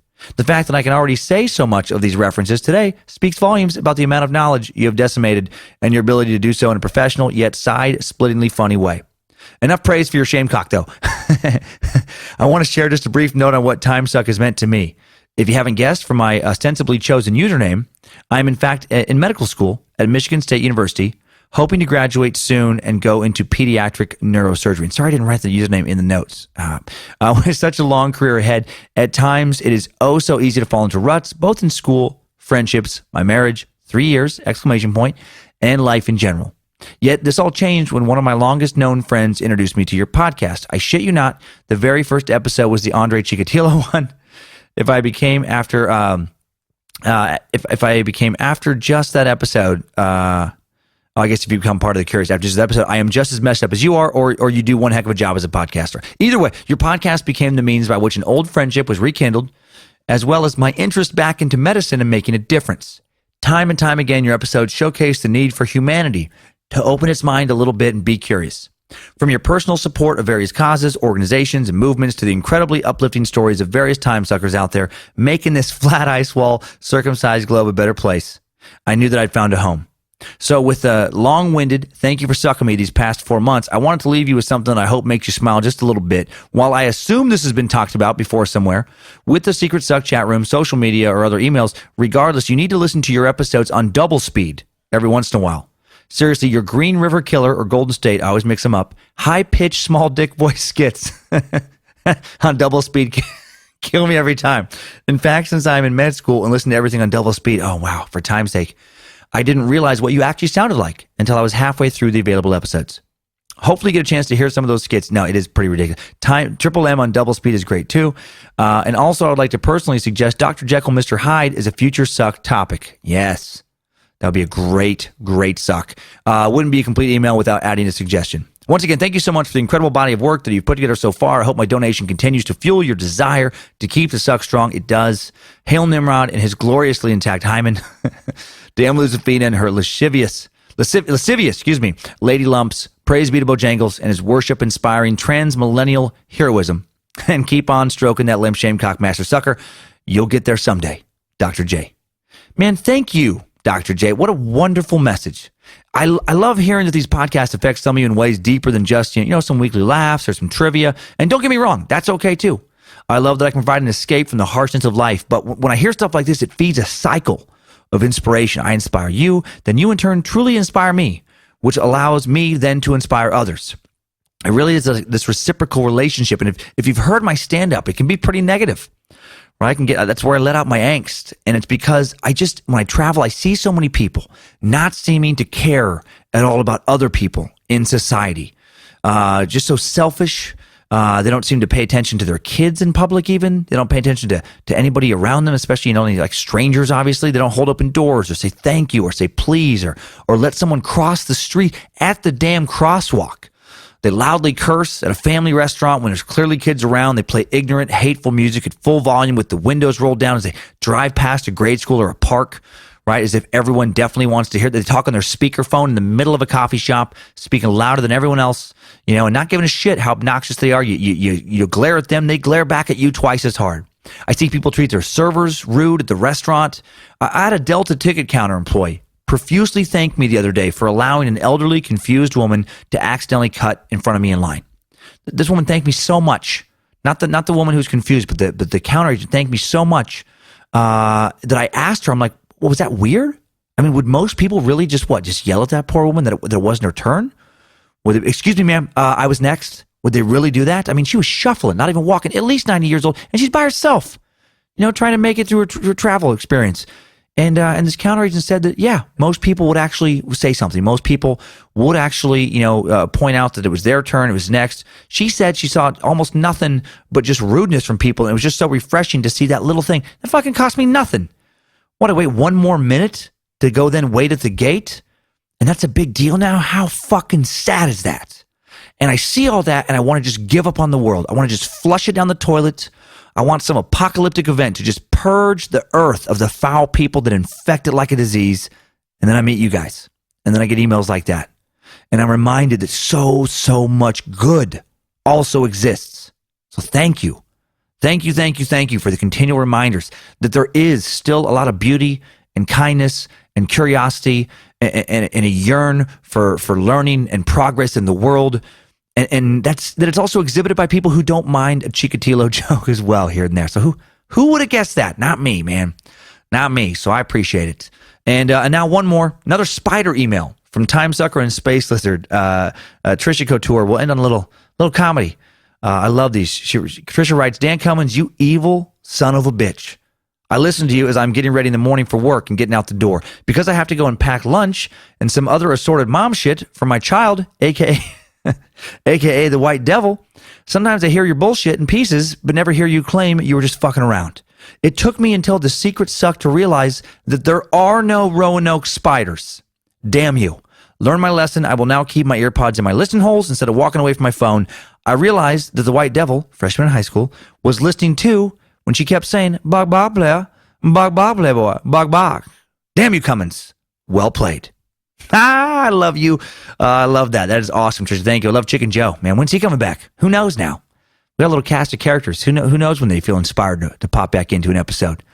Just bog bog blah, boy, bog bog. I still crack up randomly sometimes when I think about people believing that the spiders would work together. That was my favorite part of that lie, that they would work together and that one spider would actually lift up your eyelid to allow another evil spider to crawl into your eyeball. And then, like, I guess let the eyelid snap down so that so you had a hard time getting that spider back off your eye. That would just be like the most cartoonishly evil spider ever. Thank you again, everybody, for sending in your messages. Sorry if yours didn't make it on the air or if you didn't get a response. We try to respond as a team to all the messages, but sometimes I'm sure, some fall through the cracks. Never out of disrespect, never out of disregard. Appreciate you making time for us. Thank you all for making this community something to truly be proud of. Thanks, time suckers. I needed that. We all did. Well, that's all, time suckers. Thank you guys so much for listening. Talk to you Spacers on Thursday. Talk to the rest of you next week. Have a great week. Don't devote your life to competing with the nemesis to the point that you fall into financial ruin and end up talking crazy talk about death race. And most importantly, keep on sucking.